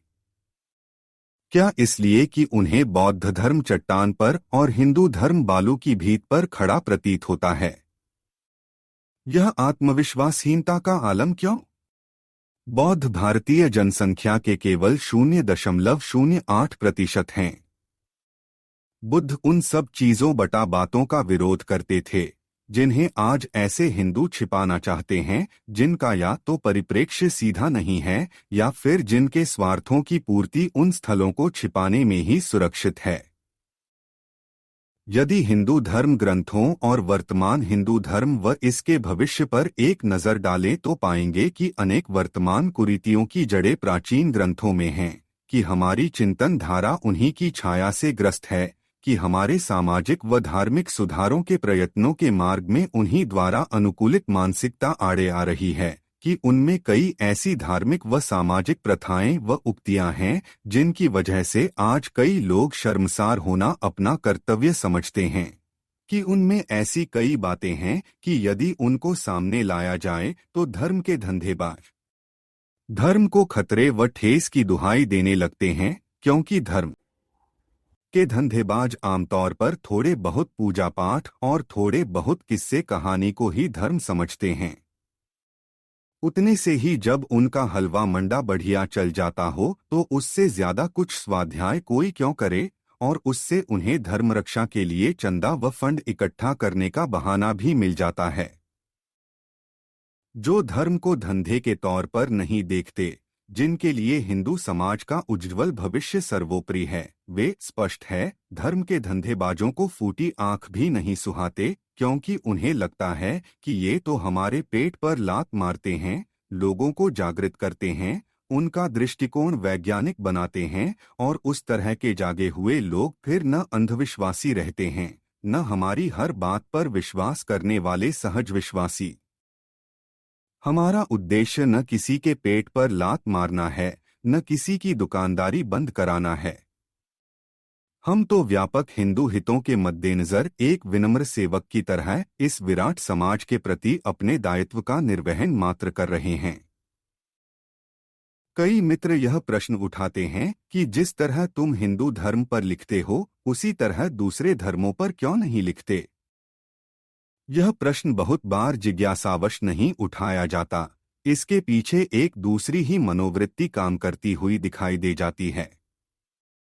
वस्तुतः जब उनके पास कोई रचनात्मक तर्क नहीं रहता, वे यह कहने के लिए उपर्युक्त प्रश्न किया करते हैं कि तुम हिंदुओं की आलोचना तो करते हो, परंतु यदि तुम इसी तरह मुसलमानों आदि की आलोचना करोगे तो वे तुम्हें छठी का दूध याद दिला देंगे। तुम उनकी आलोचना इसलिए नहीं करते क्योंकि तुम उनसे डरते हो, हिंदू तो बेचारे सुशील हैं, कुछ कहते नहीं, आथ उनकी आलोचना करते रहते हो आदि। इस विषय में मैं यह स्पष्ट करना चाहता हूं कि उपर्युक्त तरह की मानसिकता हिंदू समाज को सुधरे हुए रूप में देखना नहीं चाहती। जो लोग अपने समाज को, अपने धर्म को सुधार कर श्रेष्ठ बनाना चाहते हैं, वे इस तरह की पराजित व हताश मानसिकता के शिकार नहीं होते। मैं हिंदू समाज के बारे में इसलिए लिखता हूं क्योंकि यह मेरा अपना समाज है, मेरा अपना परिवार है। अपने परिवार की बेहतरी के लिए हर वह व्यक्ति यत्नशील होता है जिसे उसके प्रति अपनी जिम्मेदारी का एहसास होता है। यदि हम अपने परिवार के भले बुरे के प्रति संवेदनशील नहीं हैं, तो हमें वस्तुतः इंसान कहलाने का भी अधिकार नहीं है। अपने परिवार के भले बुरे के प्रति जो भी व्यक्ति सावधान होता है, वह उसकी कमियों को पहचानकर उन्हें दूर करने का प्रयास करता है। परिवार के सदस्यों में यदि कोई बुरी आदत है, यदि कोई कमी है, तो वह उन्हें इसके लिए झिड़कता है, फटकार भी लगाता है, परंतु सदा इस भावना से कि वे ठीक हो जाएं और परिवार के प्रतिष्ठित सदस्य बनें। उसकी समालोचना हमेशा निरपवाद रूप में, सद्भाव और सद्भविष्य से प्रेरित होती है। इसके पीछे यह भावना कदापि नहीं होती कि परिवार का वह आलोच्य सदस्य नष्ट हो जाए, परिवार का सत्यानाश हो जाए और परिवार दूसरों की दृष्टि में हास्यास्पद बन जाए। दूसरे, इसका एक अन्य कारण भी है। यदि कोई एक समाज का व्यक्ति दूसरे समाज के सुधार के लिए काम करता है, तो वह एक तरह से अंधिकार चेष्टा करता है। वह अपने काम द्वारा यह संदेश देता हुआ प्रतीत होता है कि उस समाज में कोई इतना समझदार नहीं है कि अपने समाज के सुधार के लिए यत्न कर सके, मैं उसका सुधार कर रहा हूं। यह दंभ है। मुझे इससे घृणा है। तीसरे, दूसरे के यहाँ सुधार का कार्यक्रम चलाने के लिए वही जा सकता है जिसने पहले अपने यहाँ सब कुछ सुधार लिया हो। इस दृष्टि से देखने पर पाता हूँ कि अपने यहाँ अभी बहुत कुछ करने योग्य है। अपने घर को ऐसे ही छोड़कर दूसरों के यहाँ सुधार का काम करने के लिए जाना तो ठीक वैसा ही होगा जैसा घर के बड़े बूढ़ों को भूखे रखकर मीडिया में नाम चमकाने के लिए बाहर पूर पैकेट दान करते फिरना।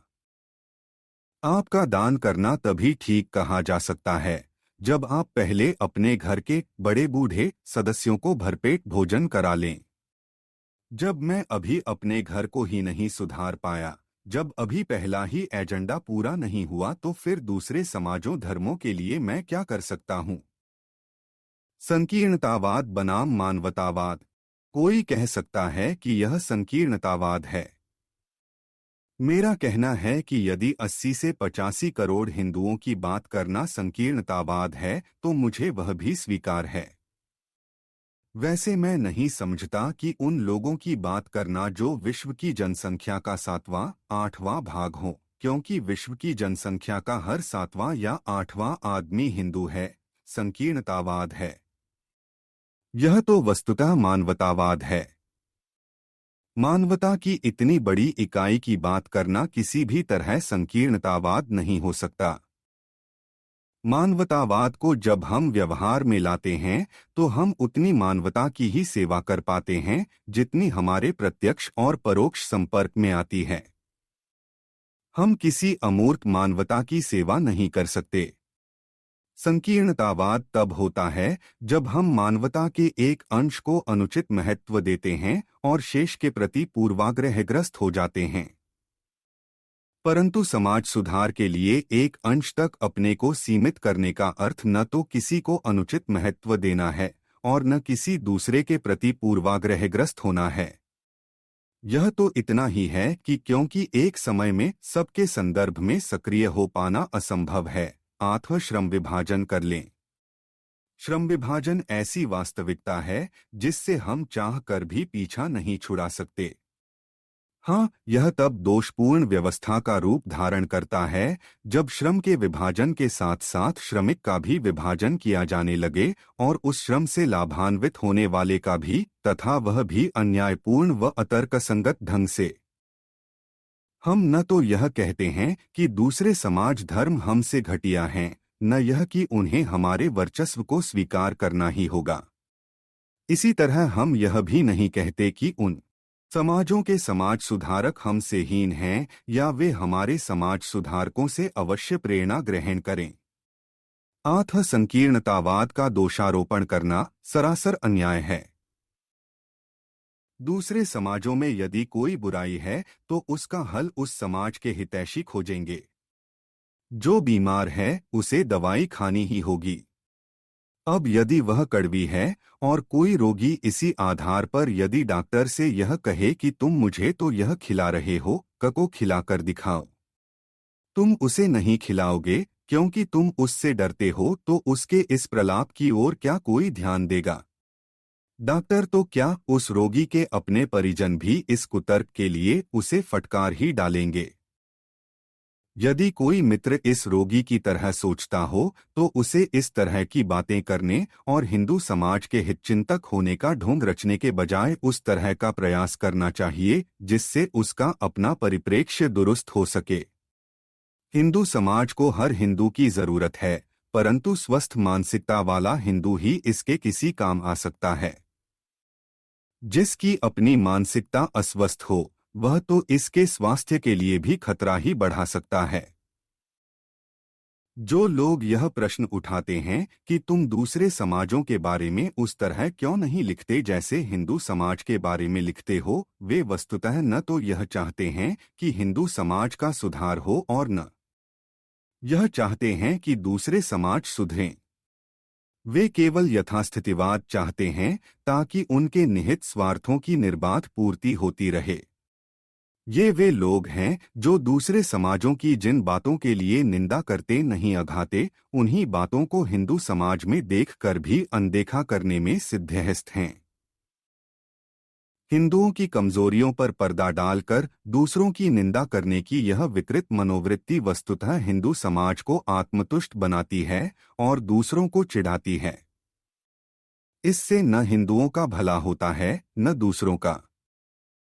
1926 ईस्वी में शहीदे आजम भगत सिंह, सुखदेव आदि ने नौजवान भारत सभा की स्थापना की थी। इस सभा द्वारा सब धर्मों की बुराइयों पर खुलकर चोट की जाती थी, परंतु इस संबंध में नीति यह रखी जाती थी कि जो जिस धर्म में पैदा हुआ हो वह उस धर्म की बुराइयों का वर्णन करे, ताकि किसी प्रकार की गलतफहमी की गुंजाइश न रहे। मनमथ नाथ गुप्त, क्रांतिदूत भगत सिंह और उनका युग, द्वितीय संस्करण, 1975 पृष्ठ 123। श्री गुप्त अपनी दूसरी पुस्तक क्रांतिकारी आंदोलन का वैचारिक इतिहास 1980 ईस्वी में लिखते हैं कि शहीद आजम भगत सिंह, अमर शहीद चंद्रशेखर आजाद आदि ने प्रत्येक धर्म को मानने वालों के लिए यह जरूरी समझा कि वह क्रांतिकारी तभी समझा जाएगा जब वह सार्वजनिक रूप से अपने धर्म की कमियों का पर्दाफाश करेगा। इस मामले में भगत सिंह, भगवती चरण, चंद्रशेखर आजाद की नौजवान भारत सभा सारे पिछले क्रांतिकारियों को पीछे छोड़ आई थी। पृष्ठ 206। इस प्रकार हम देखते हैं कि हमारे क्रांतिकारियों, देशभक्तों, स्वतंत्रता संग्राम के सेनानियों की परंपरा भी यही रही है कि धर्म की कमियों, कमजोरियों, बुराइयों को छिपाया नहीं जाना चाहिए, बल्कि उन्हें सबके सामने रखना चाहिए ताकि समाज व धर्म का सुधार हो सके। इसके साथ ही वे इस बात को भी अनिवार्य बनाते हैं कि किसी को दूसरे के धर्म की बुराइयों, कमियों आदि की चर्चा न करके खुद अपने धर्म की बुराइयों, कमियों आदि की चर्चा करनी चाहिए। इसमें डरने डराने की कोई बात नहीं थी। डरते तो वे गोली और फांसी से भी नहीं थे। बस वे समझते थे कि यदि आदमी अपने धर्म की बुराइयों आदि की चर्चा न करके दूसरे के धर्म की बुराइयों की चर्चा करेगा तो इससे गलतफहमी पैदा होने की गुंजाइश बन जाती है। जहां गलतफहमी की गुंजाइश होगी वहां सुधार का अंतिम लक्ष्य दुष्प्रभावित होगा। अतः अपने ही धर्म की कमियों, बुराइयों आदि की आदमी को चर्चा करनी चाहिए। यही क्रांतिकारियों का सुविचारित मत है और यही इस देश, समाज, धर्म पर हंसते हंसते कुर्बान हो जाने वाले शहीदों का मार्ग है। कुम्हार जब मिट्टी के बर्तन बनाता है तब वह एक हाथ से उसे ऊपर से थोड़ा थोड़ा पीटता है, थपथपाता है, परंतु उसका दूसरा हाथ अंदर से उसे पूरी तरह से थामे रहता है ताकि वह अंदर को धंस कर नष्ट न हो जाए। वह यह सब इसलिए करता है कि उसका उद्देश्य एक नए बर्तन का निर्माण करना होता है, न कि ध्वंस। समाज सुधारक भी एक तरह से कुम्हार की ही भूमिका निभाता है। वह समाज का विनाश नहीं, नवनिर्माण करना चाहता है। वह कुम्हार की तरह जब समाज को किसी बुराई के लिए डांटता है तो अंदर से उसकी सहानुभूति उसी के साथ रहती है। जिस तरह बिना अंदर से पूरी तरह थामे कुम्हार बर्तन बना ही नहीं सकता, उसी तरह बिना अपनी सारी सहानुभूति समाज के साथ किए कोई समाज सुधार के लिए प्रवृत्त हो ही नहीं सकता। केंद्र बिंदु यही सहानुभूति और संवेदना है जिसके बिना समाज सुधार की परियोजना की आधारशिला रखी ही नहीं जा सकती।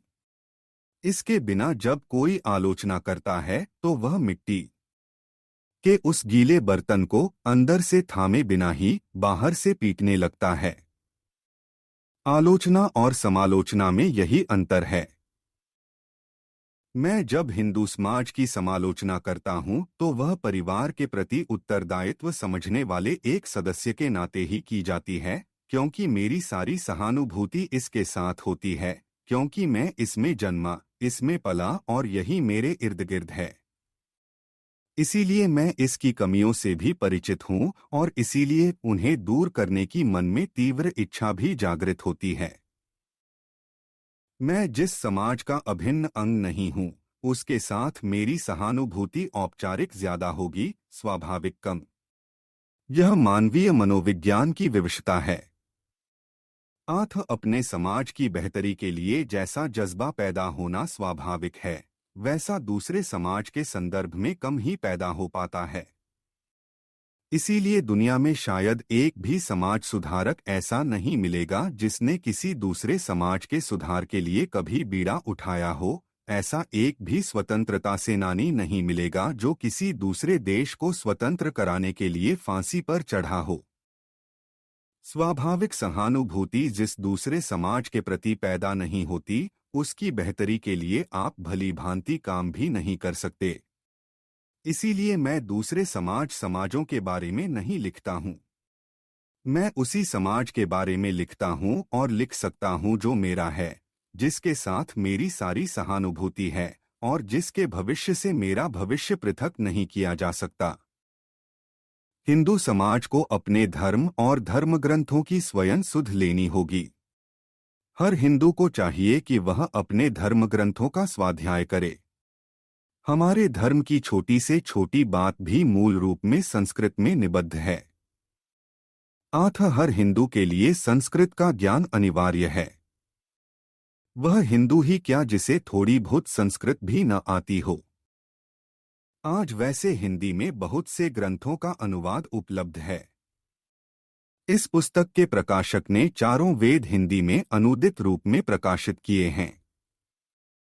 संस्कृत न जानने वाले हिंदू के लिए जरूरी है कि वह उन्हें पढ़े। यह सनातन घोष है कि ऋते ज्ञानान मुक्तियः, बिना ज्ञान के कल्याण नहीं। धर्मग्रंथों का स्वाध्याय हमारी अनेक भ्रांतियों, मिथ्या दृष्टियों को दूर करेगा और हमें अपना पथ प्रशस्त करने में सहायता देगा। निहित स्वार्थी तत्व धर्म ग्रंथों के बारे में आम हिंदू के अज्ञान का ही अनुचित लाभ उठाकर उसे भ्रम में डालते हैं और उसका बौद्धिक व आर्थिक शोषण करते हैं। वे कहते हैं हमारे प्रवचन सुनो, परंतु हम कहते हैं अपने धर्म ग्रंथों का स्वाध्याय करो, वेदों को पढ़ो, गीता को पढ़ो, रामायण और महाभारत को पढ़ो, विभिन्न दर्शन शास्त्रों को पढ़ो, पुराणों आदि को पढ़ो, यहाँ तक कि सभी धर्म ग्रंथों को पढ़ो। उन्हें, धर्म ग्रंथों को, अंधश्रद्धा से नहीं, विवेकपूर्वक पढ़ो, क्योंकि यदि आंखें बंद करके पढ़ोगे तो कोई लाभ नहीं होगा।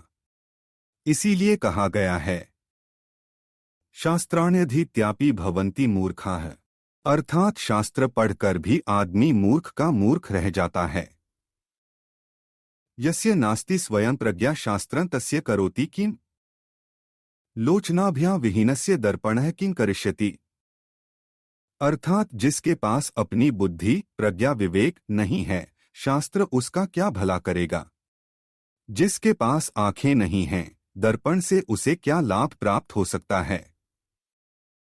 इस बात का महत्व नहीं होता कि आप कितनी दूर तक चले हैं, बल्कि असली महत्व इस बात का होता है कि आप किस दिशा में चले हैं। इसी तरह ग्रंथों को पढ़ने का तब तक कोई महत्व नहीं होता जब तक उन्हें भली भांति सही परिप्रेक्ष्य में न पढ़ा जाए। स्थाणुर्य भारहारः किलाभूद्धीत्य वेदन न विजानाति योर्थम निरुक्त 1/18। अर्थात जो वेद को पढ़कर भी उसके अर्थों को भली भांति नहीं समझता, वह स्थाणु, ठूंठ मात्र है और केवल शब्दों का भार ढोता है। वैज्ञानिक दृष्टि से धर्म ग्रंथों का स्वाध्याय करो और उनके मर्म तक पहुंचो। धर्म ग्रंथों में कौन सा सनातन अंश है और कौन सा तात्कालिक, यह भी देखना और समझना होगा। कौन सी बातें धर्म हैं और कौन सी इतिहास तथा कौन सी मिथ्याहास्य, विवेक भी करना होगा। जिन चीजों को अपनाने के कारण हम लाभान्वित हुए हैं, उन चीजों को निःसंकोच अपनाना होगा। भले ही उन्हें अपनाने के कारण दुनिया हमारा मजाक उड़ाए। परंतु जिन चीजों को अपनाने के कारण हम इतिहास में मुंह की खाने को विवश होते रहे हैं, उन्हें त्यागना होगा, भले ही हमारा उनसे अंधा मोह क्यों न हो। जातिपांति, सामाजिक अन्याय, इलाकावाद, भाषावाद, लिंगगत भेदभाव, विभिन्न रंगों के अंधविश्वास आदि को छोड़ना होगा, क्योंकि इनसे हिंदू समाज ने अतीत में भी हानि उठाई है और वर्तमान में भी उठा रहा है। वैज्ञानिक दृष्टिकोण व सही परिप्रेक्ष्य ही हमारे मार्ग को आलोकित कर सकते हैं। हमें अतीतजीवी नहीं, भविष्योन्मुख होना होगा। धर्म के नाम पर बड़े बड़े धन फूंकने वाले निरर्थक आयोजन आए दिन देखने को मिलते हैं। ऐसे कई आयोजन तो अनेक स्थानों पर वार्षिक कर्मकांड बन गए हैं।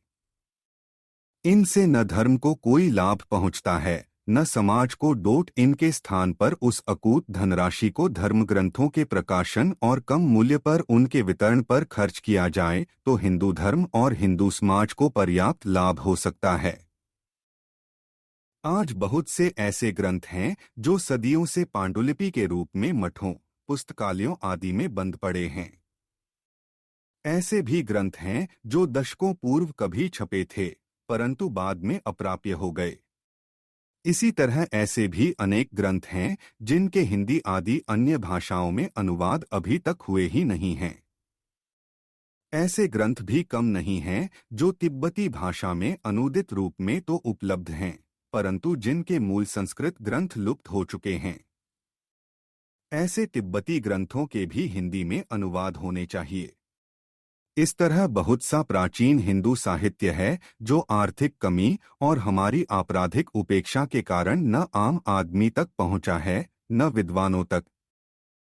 यदि व्यर्थ के धार्मिक आयोजनों में धन को फूंकने के स्थान पर इस काम में लगाया जाए तो यह एक क्रांतिकारी कदम सिद्ध हो सकता है। शास्त्र की अपनी सीमाएं भी हैं। हर शास्त्र मनुष्य की रचना है। भारत रत्न डा भगवान दास ने अपनी पुस्तक विविधार्थ पृष्ठ 108 में एक श्लोक लिखा है जो इस प्रकार है, न जातु जनयन्ति शास्त्राणि मनुजान क्वचित मनुजा एव शास्त्राणि रचन्ति पुनः पुनः। अर्थात शास्त्र कभी मनुष्यों को पैदा नहीं करते, बल्कि मनुष्य ही शास्त्रों को बार बार रचते हैं। हमारे षड 6 दर्शनों में से 5 पर संस्कृत में विद्वत्तापूर्ण टीकाएं लिखने वाले 9वीं शताब्दी के वाचस्पति मिश्र कहते हैं कि हमें शास्त्र की अपनी सीमाओं को पहचानना होगा।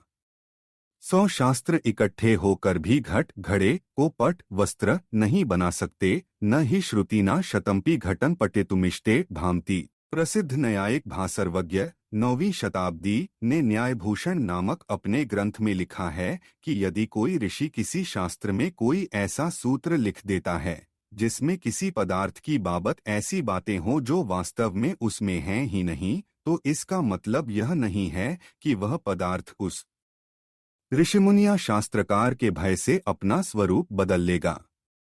वह अपना स्वरूप कदापि नहीं बदलेगा, बल्कि शास्त्रकार को ही अपनी बात पदार्थ के स्वरूप के अनुरूप बदलनी होगी, संशोधित करनी होगी है। न खलु वह सूत्रकार नियोग भयात पदार्थाः स्वधर्मा हातुमर्हति। न्यायभूषण पृष्ठ 98। शास्त्र को आंखें खोलकर पढ़ने में, उसकी सीमाओं को भली भांति समझकर चलने में ही भलाई है, अन्यथा हानि की पूरी संभावना है। मनुस्मृति के प्रसिद्ध संस्कृत टीकाकार कुल्लूक भट्ट 12वीं शताब्दी ने मनुस्मृति 12/113 की व्याख्या में एक प्राचीन श्लोक उद्धृत करके कहा है कि सही गलत का निर्णय केवल शास्त्र के आधार पर नहीं करना चाहिए, क्योंकि यदि युक्तिहीन विचार को लेकर चलोगे तो धर्म की हानि ही होगी, उसका लाभ नहीं होगा है। टीका मनुस्मृति 12/113 पर कुल्लूक भट्ट की मनवर्थ मुक्तावली नामक संस्कृत केवलं शास्त्रमाश्रित्य न कर्तव्यो विनिर्णयः युक्तिहीन विचारे तो धर्महानिः प्रजायते। इसी से मिलती जुलती बात महाभारत में भी कही गई है। तस्मात् कौन्तेय विदुषा धर्माधर्म विनिश्चये बुद्धिमास्थाय लोकेस्मिन् वर्तितव्यं कृतात्मना। शांति पर्व 141/142। अर्थात हे अर्जुन, विद्वान व्यक्ति को धर्म का निश्चय बुद्धिपूर्वक करना चाहिए और उसे तदनुसार ही व्यवहार करना चाहिए। ध्यान रहे, यहाँ महाभारत ने धर्म के निर्णय में शास्त्र का नाम तक नहीं लिया है। महाभारत ने स्पष्ट तौर पर घोषणा की है कि धर्म सदा एक सा नहीं होता। वह अवस्था हालात के अनुसार बदलता है। न त्वेवैकान्तिको धर्मः धर्मो ही आवस्थिकः स्मृतः। शांति पर्व। इसलिए जब यह कहा जाता है कि कर्तव्य के मामले में शास्त्र ही प्रमाण है, तस्मात् शास्त्रं प्रमाणते कार्याकार्य व्यवस्थित गीता, तब यह प्रश्न भी साथ ही पैदा होता है कि शास्त्र और अशास्त्र के मामले में क्या प्रमाण है। किंतु किम प्रमाणं स्यात् शास्त्राशास्त्र विनिर्णय। इसका उत्तर देते हुए मणिभद्र गुणरत्न से पूर्व पर समय अनिश्चित और गुणरत्न 1409 ईस्वी षड्दर्शन समुच्चय 8वीं शताब्दी की रचना की अपनी अपनी संस्कृत टीका में एक श्लोक उद्धृत करते हैं, जिसमें कहा गया है कि यदि कोई बात सच्ची है, ठीक है, तो उस पर बुद्धिपूर्वक विचार करना चाहिए। जो लोग शास्त्रों की बातों पर विचार करने से कतराते हैं, वे अवश्य यह समझते हैं कि वहां कहीं खोट है। क्या खरा सोना कभी कसौटी पर कसे जाने से डरता है? अस्ति वक्तव्यता काचित्तेनेदं न विचार्यते निर्दोष कांचन चेत्स्यात् परीक्षया बिभेति किम। षड्दर्शन समुच्चय कारिका 44 की व्याख्या। प्रबुद्ध हिंदुत्व का यही निष्कर्ष है कि शास्त्र हमारे साधन हैं, साध्य नहीं। साधन यदि सदोष हों तो उन्हें दोषरहित बनाने का यत्न करना चाहिए। सदोष साधनों से निर्दोष साध्य की प्राप्ति असंभव है। इसीलिए योग वशिष्ठ में कहा गया है, युक्तियुक्त मुपादेयन वचन बालकात्पि अन्यत्रिन्मिव त्याज्यमप्युक्तं पद्मजन्मना। अर्थात यदि युक्तियुक्त वचन बालक भी कहे तो उसे स्वीकार कर लेना चाहिए। युक्तिहीन व बेसिर पैर की बातें तिनके की तरह त्याग देनी चाहिए, भले ही वे ब्रह्मा ने कही हों। हिंदू समाज के इन मनीषियों के इन सनातन वाक्यों के आलोक में ही शास्त्र, धर्म आदि पर बुद्धिवादी व वैज्ञानिक दृष्टि से विचार संभव है। आथ ये व ऐसे अन्य वचन ही सदा मेरे पथ प्रदर्शक रहे हैं। पिछले 35 से 36 सालों से हिंदू धर्म के विविध आयामों पर समय समय पर जो खोज भरपूर लेख लिखे गए और सरिता में प्रकाशित होते रहे, उन्हें विषय की प्रासंगिकता, असंदिग्ध उपयोगिता व उपादेयता के अनुसार चयनित करके पुस्तक के रूप में प्रस्तुत किया जा रहा है, ताकि पाठक विषय की गंभीरता पर खुले मन से मनन कर सकें। मुझे लगता है यह यथार्थ हिंदुत्ववादी अध्ययन 21वीं शताब्दी में नितांत प्रासंगिक रहेगा। विज्ञ पाठकों को निमंत्रण देते हुए हर्ष हो रहा है कि वे आगे के पृष्ठों के अध्ययन के उपरांत खुद ही इस बात का निर्णय करें कि क्या हिंदू धर्म बालू की भीत पर खड़ा है।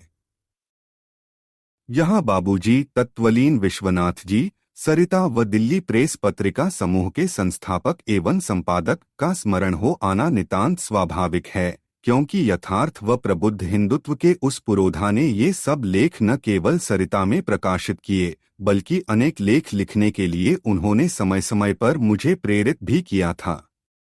मैं प्रूफ जांचने में सहयोग के लिए श्रीमती सोमा सबलोक का भी आभारी हूँ।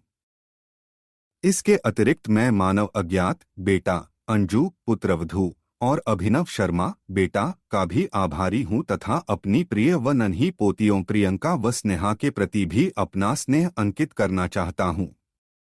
परंतु इस पुस्तक में प्रतिपादित विचारों के लिए मैं स्वयं उत्तरदायी हूँ। उनके लिए मेरे सिवा कोई अन्य किसी भी तरह जिम्मेदार नहीं है। डॉक्टर सुरेन। भारतीय जीवन में पलायनवाद। पलायनवाद का अर्थ है जीवन की विषमताओं से घबराकर, डरकर या ऊबकर संसार से मुंह मोड़ लेना और अपने ही सपनों की दुनिया में खो जाना या खोने का प्रयास करना। कोई प्राणी दुखी होना नहीं चाहता। सब दुख से दूर भागते हैं। लेकिन प्रत्येक व्यक्ति का दृष्टिकोण भिन्न होने के कारण जो वस्तु एक के लिए दुखदायी है, वह दूसरे के लिए आवश्यक रूप से दुखदायी नहीं है। दूसरे, जितनी सहनशीलता एक व्यक्ति में है उतनी जरूरी नहीं कि दूसरे में भी हो। आत्म दुखों से भागने की दिशाएं भिन्न भिन्न हो जाती हैं। फिर भागने वाले की परिस्थिति भी उसकी दौड़ को प्रभावित करती है। भारतीय जीवन पद्धति में पलायनवाद बहुत सम्मानित रूप में विद्यमान रहा है। अद्वैतवाद, वेदांत, भक्ति, मुक्ति आदि के रूप में। वैदिक काल में जीवन की जटिलता। वैदिक काल में जीवन की जटिलता अपेक्षाकृत बहुत कम थी। फिर भी सोमरस जैसे मादक द्रव्य, जो उन्हें जीवन की वास्तविकता से दूर ले जाते थे, उस समय के आर्यों के जीवन में इतने घुल मिल गए थे कि पूजा पाठ, हवन यज्ञ आदि तक में इनका प्रयोग होने लगा था। इतना ही नहीं, अपनी मादकता के कारण सोम ने देवता की पदवी भी ग्रहण कर ली थी। सोम के पौधे की प्रसन्नता के लिए सोमयज्ञ भी होने लगे थे। परमात्मा की जड़ें इस देश में बहुत गहरी गई हुई हैं। परमात्मा की कल्पना पलायनवाद का ही एक रूप है, क्योंकि इसके पीछे भय की भावना ही काम करती है।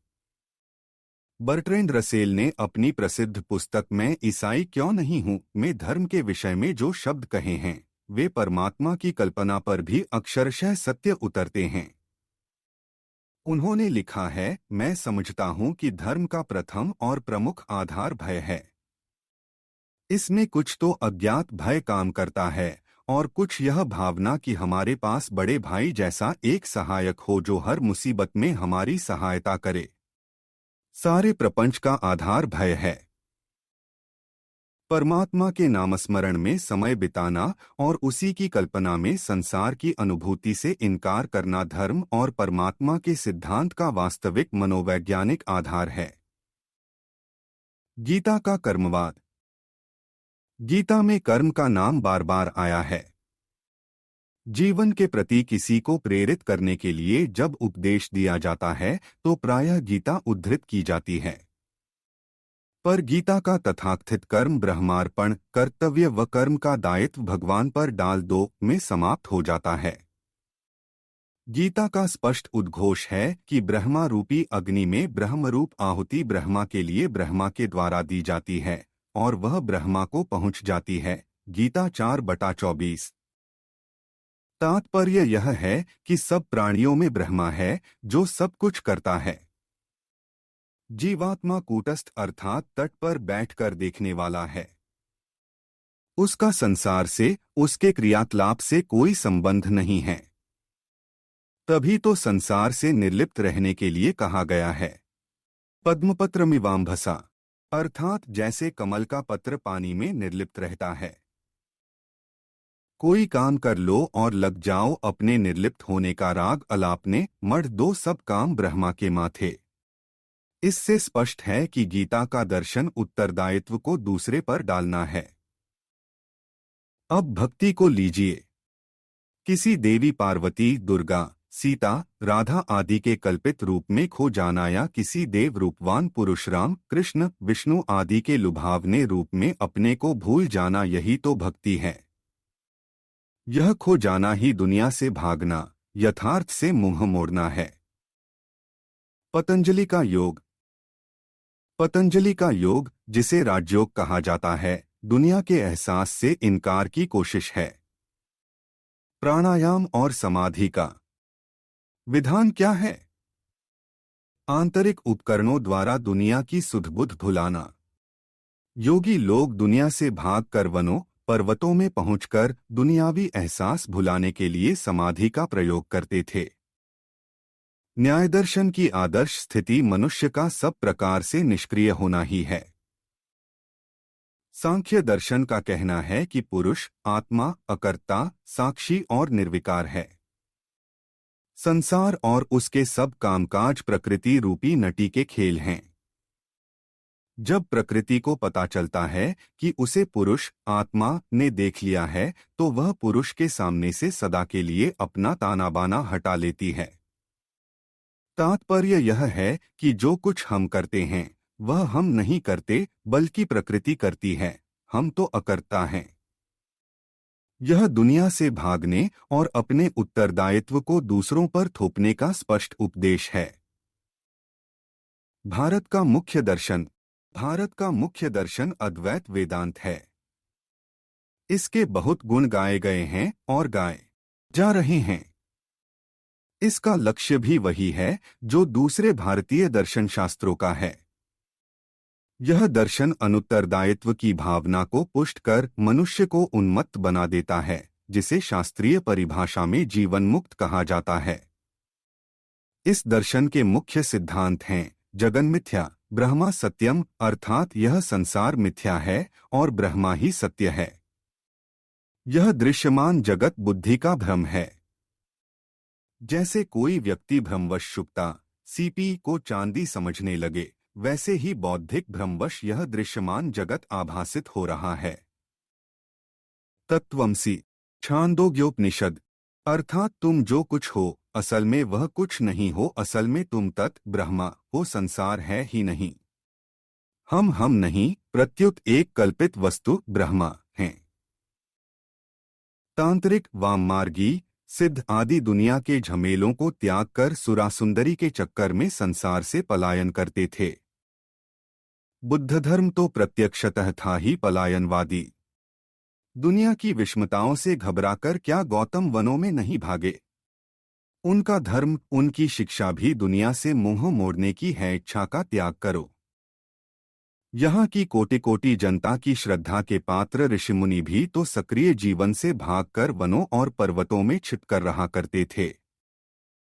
रामधारी सिंह दिनकर ने अपने ग्रंथ संस्कृति के 4 अध्याय में ठीक ही लिखा है, निवृत्ति और अवसाद भारत की सनातन परंपरा में विद्यमान थे। आर्यों के आने के बाद यहाँ उत्साह की एक प्रबल तरंग अवश्य उठी, किंतु वैदिक आशावाद और उत्साह की प्रबलता चिरस्थायी नहीं हो सकी। जो लोग उत्साह की ऋचाएं रचते थे, स्वयं वे ही अवसाद का गीत गाने लगे। पृष्ठ 42। इस प्रकार हम देखते हैं कि भारतीय जीवन परंपरा से ही पलायनवादी रहा है।